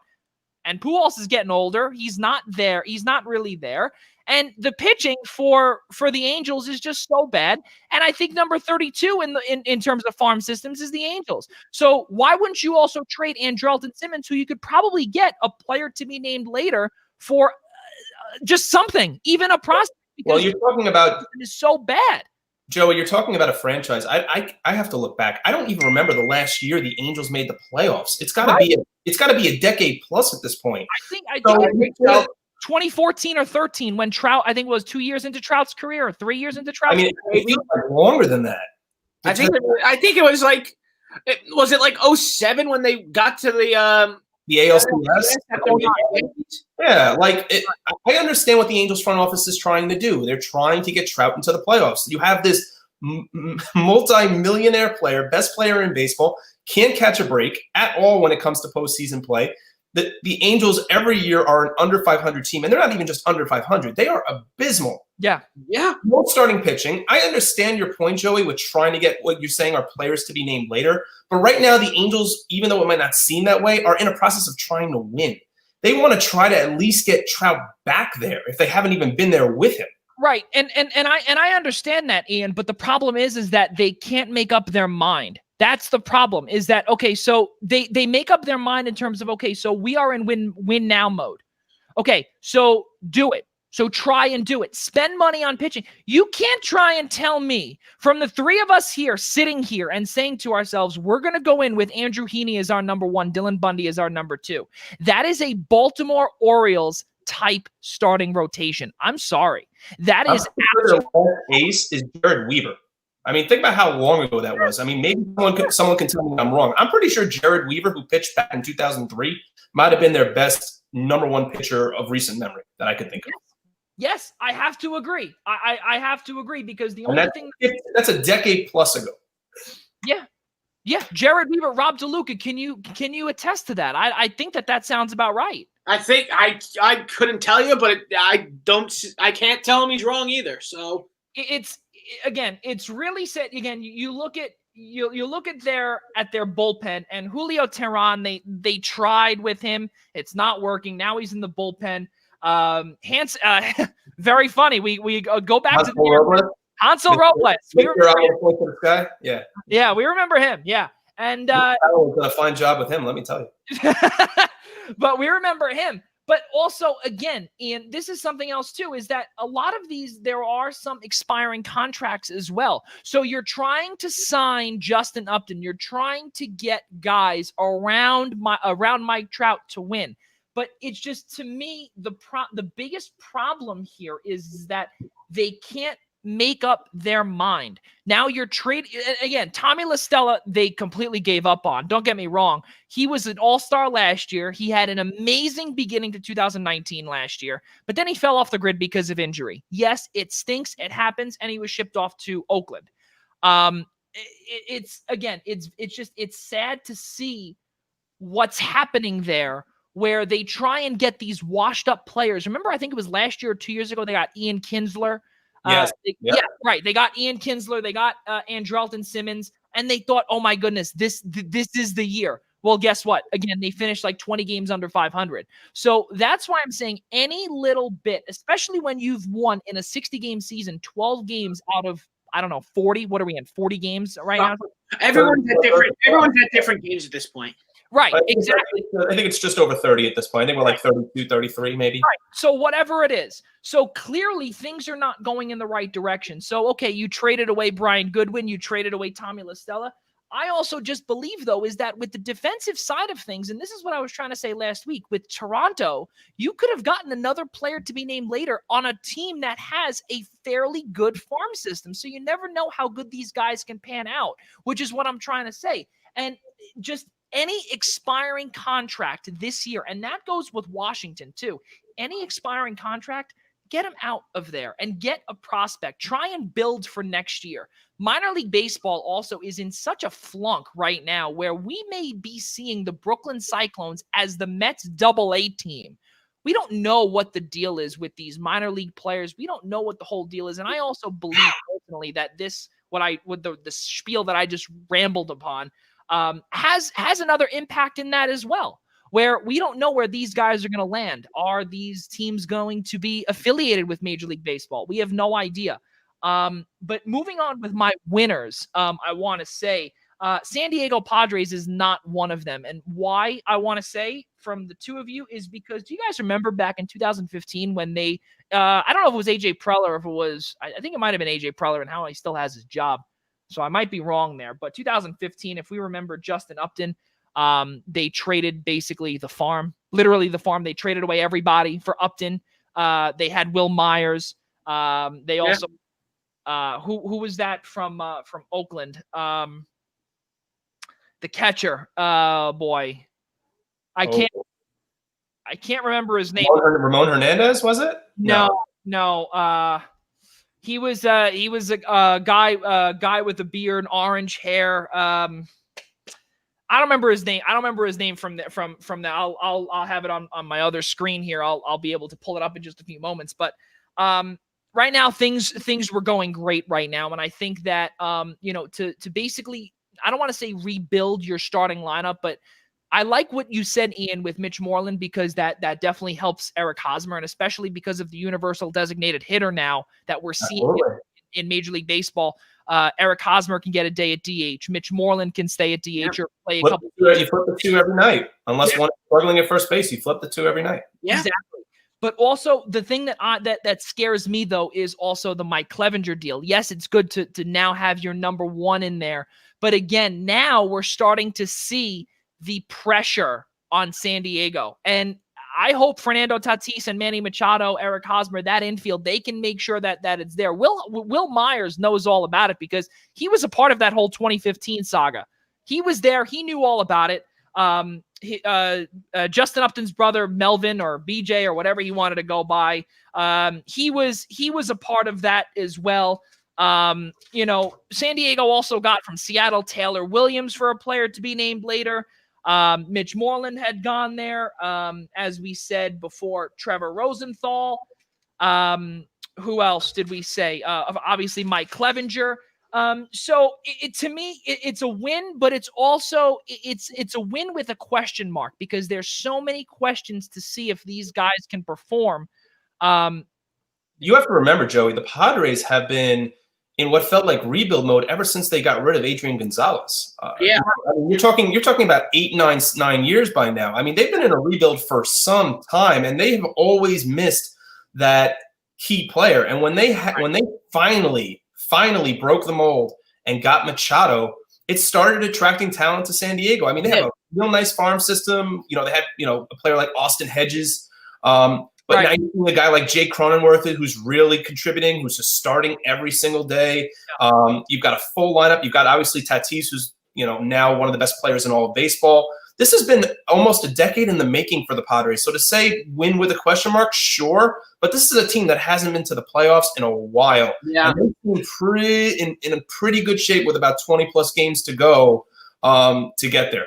Absolutely, gotta agree with Ian here. But and don't get me wrong, and I want to get back to you, Rob, in just a second. But this was a big thing too. So AJ Preller, he traded for Craig Kimbrell, Justin Upton, Matt Kemp, James Shields. We remember that as well. James, yeah. Will Myers, and they were 32 and 33 in 65 games.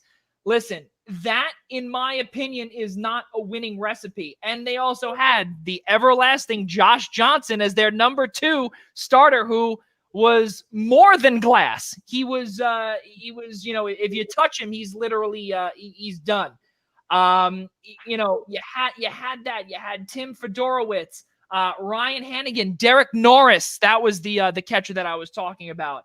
I'm not saying, Joey, that the history doesn't go against them, but I mean, the fact of the matter is they've rebuilt that team into something resembling a contender.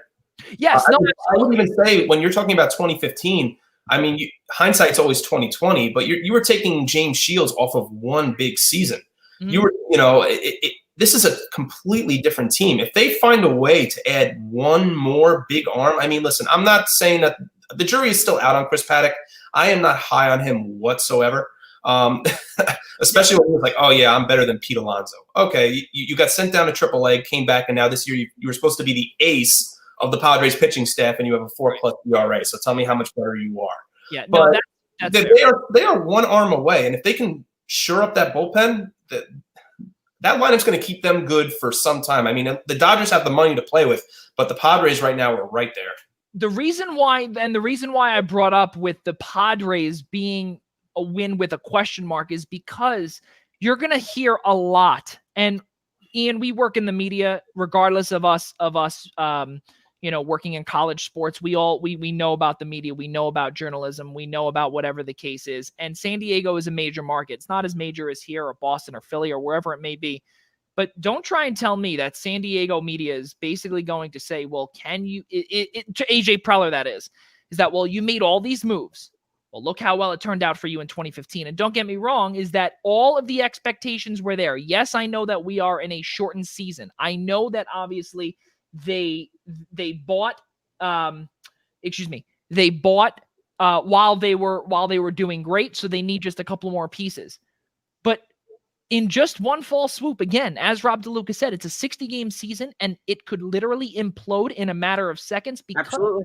A lot of different players now that were not a part of their winning DNA before. So now we're trying to improve. So, but the problem that I have is that, do you improve so much that it could potentially become a losing situation? And that's the part where I bring back 2015, because this team was written off as the NL West champions right away. And that could potentially contend with the LA Dodgers at the time. Or, 2015, that was with the Arizona Diamondbacks when it was still Paul Goldschmidt and them. So, right. It's tough. It's tough. But again, I agree with the both of you there. But the question mark is the part where I disagree with the two of you. And that's the good thing about this show. We can agree to disagree and debate. It's a lot of fun. And that's crazy. I love doing that. Joey, if I may, while they were, I think they were winners of the deadline, they're still not the best team in their division. No. Not even by a little bit. No, but from a hitting perspective, they can hit just as well as the Dodgers. Oh, they could hit just as well, but just the overall team. I mean, I'm not putting their rotation against each other. And listen, I wouldn't. I mean, this is really the second year of what is really considered this move up from the rebuild. Right. And they've never had a superstar, probably since Tony Gwynn, that has the Hollywood name of Manny Machado. It will be interesting to see what they do in the playoffs, and yes, they will be there. I'm gonna just be bold now. I mean, Colorado's, I think Colorado maybe can still make a jump a little bit, but San Francisco's pretty much dead in the water, and Arizona has already said that we're done. Yeah. So there's no reason for San Diego not. They traded Robbie Ray. They knew they were done. It wasn't only that, they traded away Robbie Ray. They traded away Archie Bradley. Yep, they traded away all of those guys. They traded away Andrew Chafin to Chicago for a player to be named later. So many moves that Arizona did during this trade deadline. But also, finally, fellas, my last winner here is the Toronto Blue Jays, what they've done as well. Again, I truly believe that they can do it in terms of getting in the playoffs. I don't think they're going to go far, but I think that Joey, the way this season's going, they'll pass the Yankees with ease at this rate. The way things are going, you've seen the way both teams are playing. The Blue Jays are very much on the uptrend. The Yankees could not be on a harder downward spiral than they are right now. And if the Yankees don't figure this out, I think the Blue Jays will easily pass them. And I also believe too that the trade for Ross Stripling as well. I think that was a good landing spot for him as well, because again, the spotlight is not going to be on him, and he also has another couple of years of control as well. I personally do believe that. Let's say I'm going to retract that statement there about not the spotlight not being on him. But ever since they lost Ken Giles, they needed a little bit of a spark in the back end of the bullpen, and I know that this man here, he's got a lot of baggage coming from Los Angeles, because I think he has like a 5 ERA or something like that, because of his home run rate is so high, and it's one of the highest in all of Major League Baseball. So better off for Los Angeles to part ways with him and maybe a change of scenery. But for his sake, I'm hoping that the spotlight is not on him a lot, and maybe they can shy away from him and slowly maybe use him as a 7th or 8th inning guy, and whatever the case may be.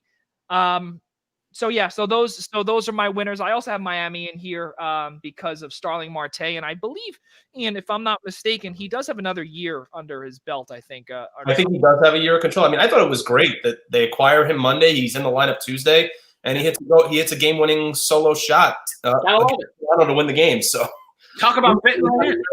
They're not anything like to write home about. I mean, I think leading into the deadline, they were hitting like .213 as a team, which is to be expected. But, I mean, the Marlins are one of the best stories in baseball. I mean, it doesn't get more 2020 than the seasons that the Baltimore Orioles and the Miami Marlins are having, in just the fact that they don't horrendously stink.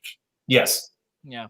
All right, guys. So we actually took a ton of time, but we still got a little bit of football to speak about. And the two of you are Giants fans, so I'm going to leave this to you.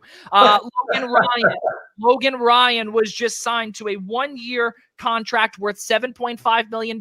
His demands went down about 25% because no one wanted to pay him $10 million. So why not Dave Gettleman come in and pay him 25% of what he wanted? And $7.5 million, and he reunites with Joe Judge when they were both in New England.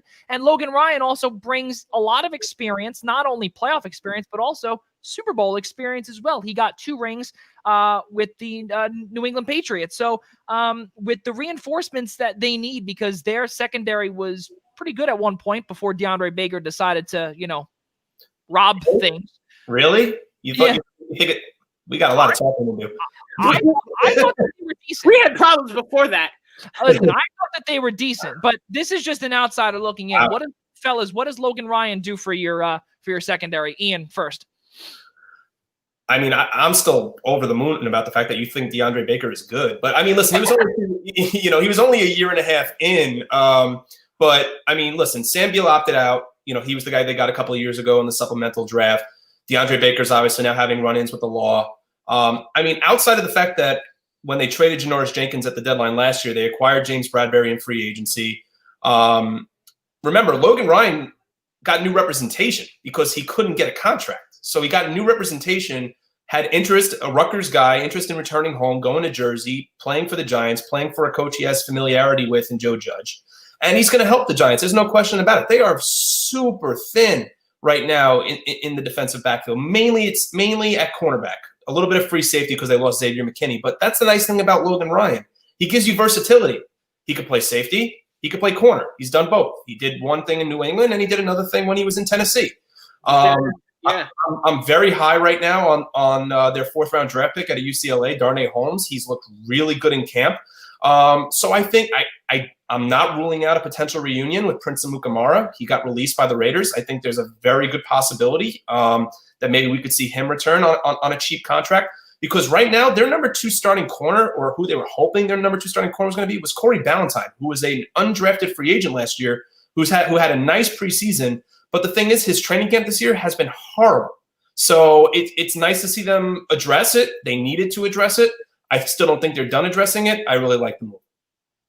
Yeah, it's a great – Logan Ryan was absolutely a highlight pickup, especially losing Xavier McKinney, which is a death blow because if our secondary I'll be nice and use the term you did in thin, very, very thin. It's a move that'll help. This team is essentially this team potentially went from 5 wins to 6 wins with that. I don't think it's a huge difference maker because I still think this team has way too many problems and not enough depth to even become close to a competitor. I have been for months, even before the signing, said this team's ceiling is 6-10. I don't think this move changes that. So anything. Yeah, don't get me wrong. I don't believe it's a monumental thing. I don't believe it's monumental. But the reason why I was speaking highly about DeAndre Baker was because regardless of his trouble with the law before, I personally do not believe that he would be a first-round bust. And I think also with Logan Ryan coming in here, he's going to be able to not only mentor a lot of these young players, not only in the secondary, but also on the defense and even sometimes in the offense as well. Listen, a lot of these coaches also, and now we're starting to see players, okay? They are coming from not only Dave Gettleman's old employer, the Carolina Panthers, who, by the way, were just in the Super Bowl about 5 years ago. So they know about I don't want to say a winning mentality, but almost there. But the New England Patriots, they know all about it. And a lot of their old employees are now in New Jersey. And really right now, and that includes Logan Ryan. So not only do you have experience and championship leadership on the field, but you also have it, wearing the headsets as well. So, in terms of being 6-10 or whatever, and the reason why I brought up DeAndre Baker is because I thought that maybe he would not have a sophomore slump. I really do believe that if he was able to come back and play maybe alongside James Bradbury, I really do believe that maybe at some point he would be able to find his groove and get out of the funk that he had in his freshman year. And remember now, he doesn't even have an opportunity to come back because his arraignment has been pushed back about 3 or 4 months. So he's now going to be on the exempt list straight to December. So, I mean, listen, I don't even think he would be coming back. Remember, DeAndre Baker, you want to call him a first-round bust or not? Remember, they traded back into the first round to go get him. So, he had red flags on him coming into the draft. That's a big question mark for me. He was graded as the best to that point. Not one corner had been taken in the draft, so it shows not how deep the cornerback position was in that draft. Okay, so with DeAndre Baker, it's I don't think it's a huge loss. He really didn't look good last year, so I wouldn't even say so much it would have been a sophomore slump. It might have just been another Eli Apple-like move where he just doesn't perform to expectation. James Bradbury, Jabril Peppers, Logan Ryan, and whoever the other potential either safety or cornerback would be, because Logan Ryan's flexible. He could potentially even be a safety. Yeah, it'll probably be Darnay Holmes as well. Like I said, don't rule out the Prince of Mukamara signing. They cut him, but I think they're going to re-sign him to the practice squad and use him. So they also have Grant Haley, who they'll probably re-sign to the practice squad and elevate for week 1 if they need another free safety. And then they also have Julian Love, their 4th-round pick a year ago out of Notre Dame, that they really like as well, that they would like to put a free safety. So we'll see what happens come week 1. I mean, we have no preseason to look at. So the press has very limited access to training camp. So everything we're going to see is going to come week 1. We have no 4-week lead up this year, no 2-week lead up, no nothing. So what we're going to see Monday night against the Steelers, and that's all we're going to be able to go off of. Yeah, it's really crazy, and something that I had brought up last week too, and I think me, you, Ian, and also PMAC did say was that week 1 we're going to see an abundance of injuries because these guys have not gotten any game time, any real game experience, whatever the case is, and especially a lot of these first-round picks, they're going into it with nothing. No warm-ups. The only thing that and also a very short OTA. There's everything that is short. There's no preseason. There's nothing under their belt. And on top of it too, they are rookies going into an empty stadium with cardboard cutouts. Really, really crazy stuff. Let's keep it moving here as we do have about 5 or about 10 more minutes. Leonard Fournette, he's now with the Tampa Bay Buccaneers. We were wondering actually where would he land, and all of a sudden he's jumped up in fantasy. And I know Ian's got his draft tonight or in an hour. So now with that being said, Leonard Fournette, 4th overall pick in 2017. Is this Shad Khan saying, all right, I'm waving the white flag, let's go to London? I don't think, first off, that they're going to London. He pretty much dismissed that rumor a year ago. I don't think they're going to London, first off. If that comes up, the NFL might have it arise. But remember, Fournette has been acquired, and he's been labeled now by Bruce Arians as, verbatim, a heck of a piece of insurance. Yeah. Ronald Jones III right now is the starting running back in Tampa. How much I believe that now after they acquired Fournette to go with Shady McCoy and Keyshawn Vaughn raises a lot of red flags for me. I think that in an hour, even though Arians is adamant and saying Rojo is our guy, I'll believe that week 1 when they're playing Drew Brees in the Superdome. Is the confidence actually there in Ronald Jones because you got Fournette? I don't know, but he's still going to get his carries. But right now, until further notice or until we see it on the field to suggest that Fournette is going to be the guy and the primary ball carrier, right now the head coach there is saying Ronald Jones is our guy and he's going to have to screw it up in order to lose it. Rob DeLuca. Yeah, I mean, I'm kind of just in agreement with Ian here. I mean, there's no doubt that Fournette, look, he got a good deal. Let's be real.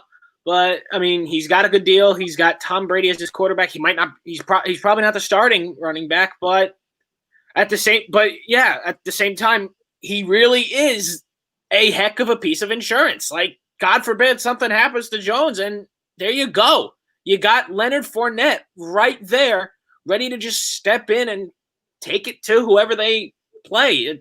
He'll be a nice little addition to give the starter some rest, but.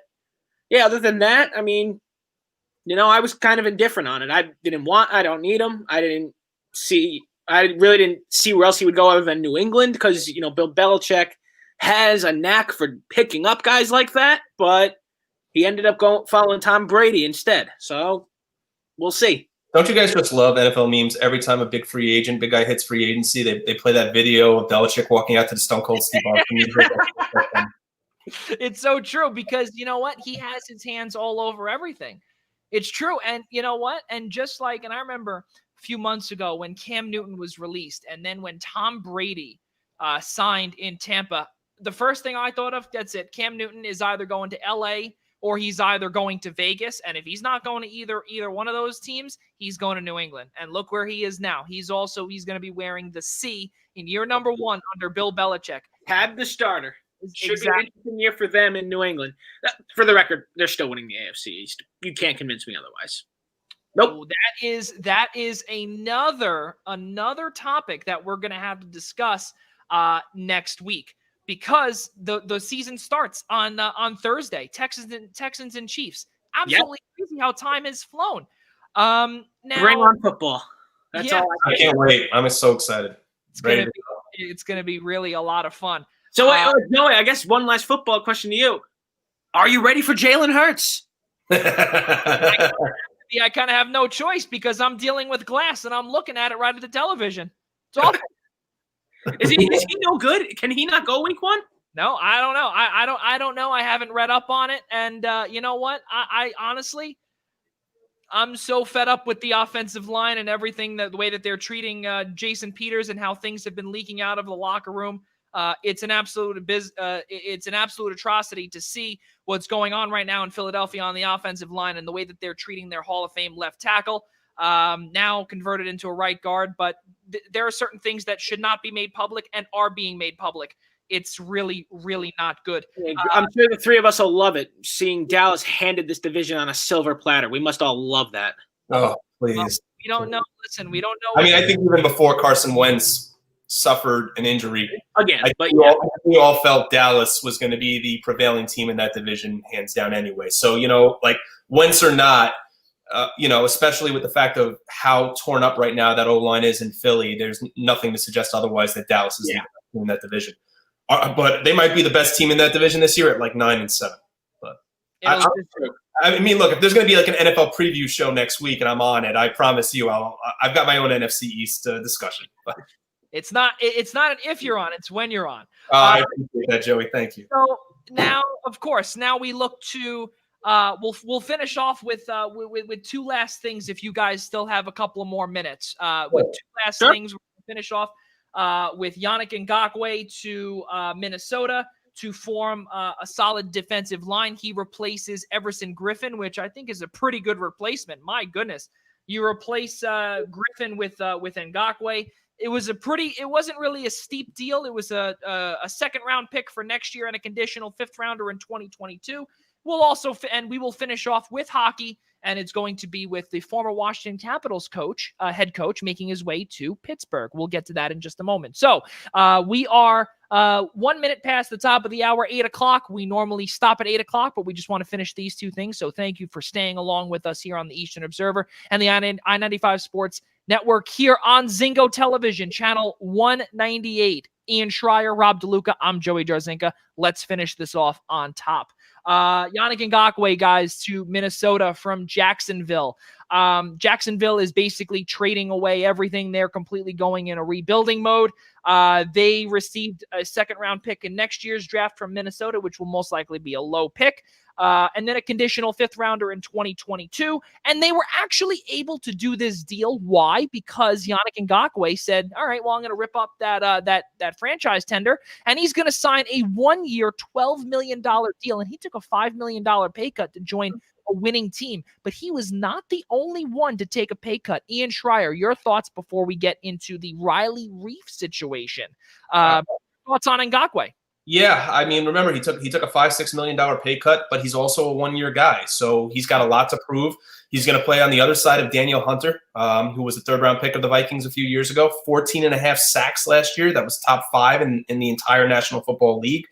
So they're certainly, as you said, replacing Everson Griffin. They needed someone on the opposite side of Hunter to play that right defensive end.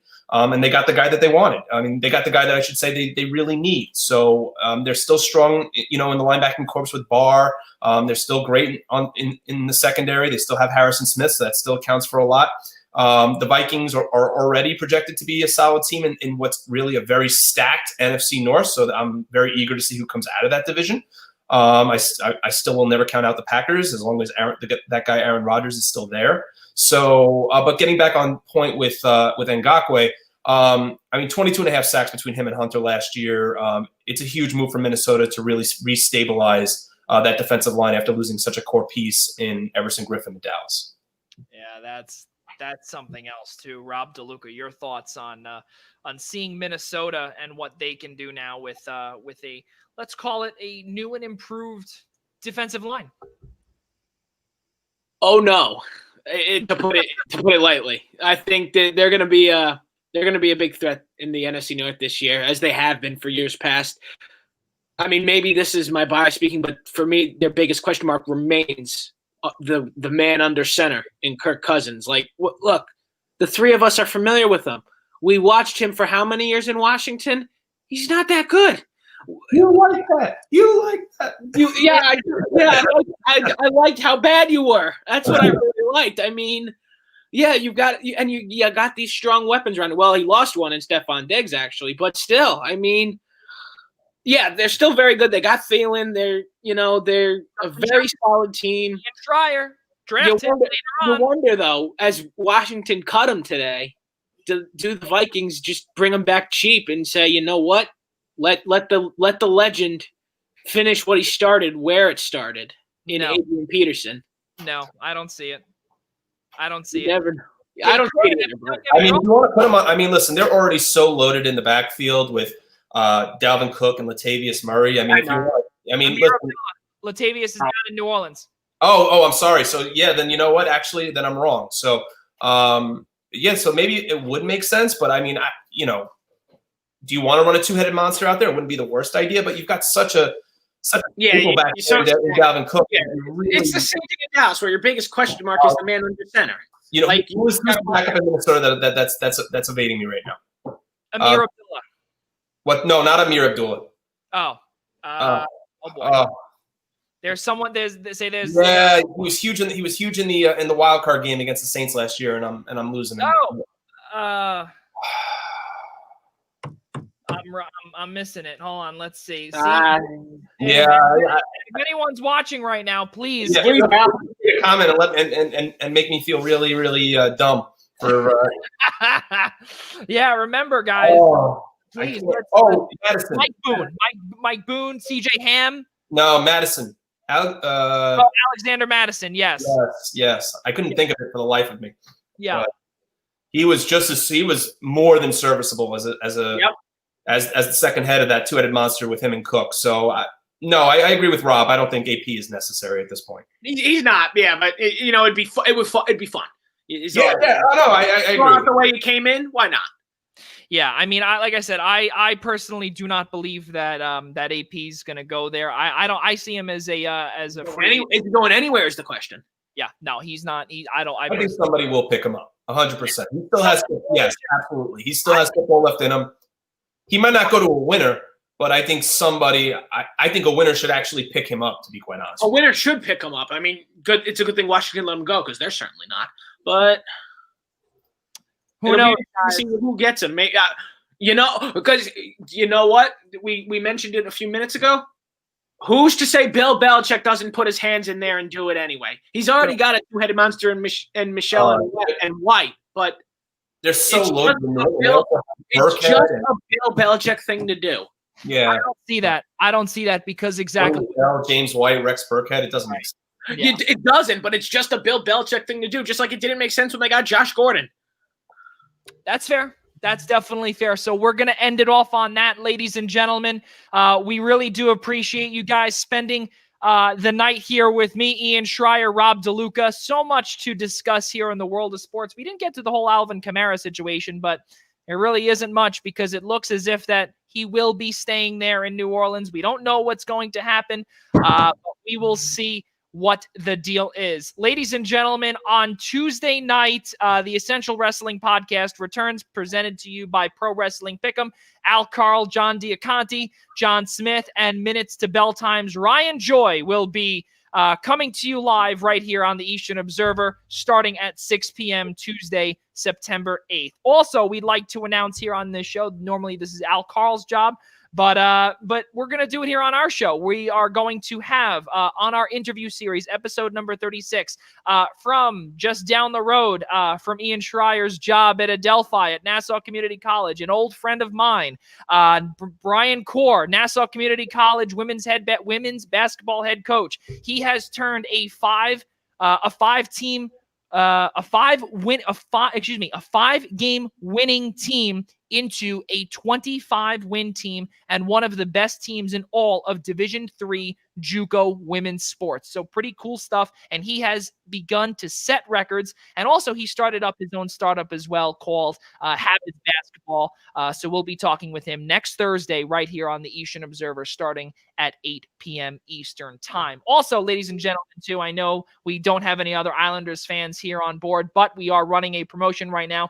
If anyone wants to win a signed Matt Martin puck, God help you if you want this. But follow at Observe Eastern on Twitter and or on Instagram at the Eastern Observer, or why not give us a like and a shout out on Facebook at the Eastern Observer. And in addition to that, those are the instructions. Show us how you are enjoying the playoffs. Maybe tomorrow we could see how you are in the fetal position during this Game 7.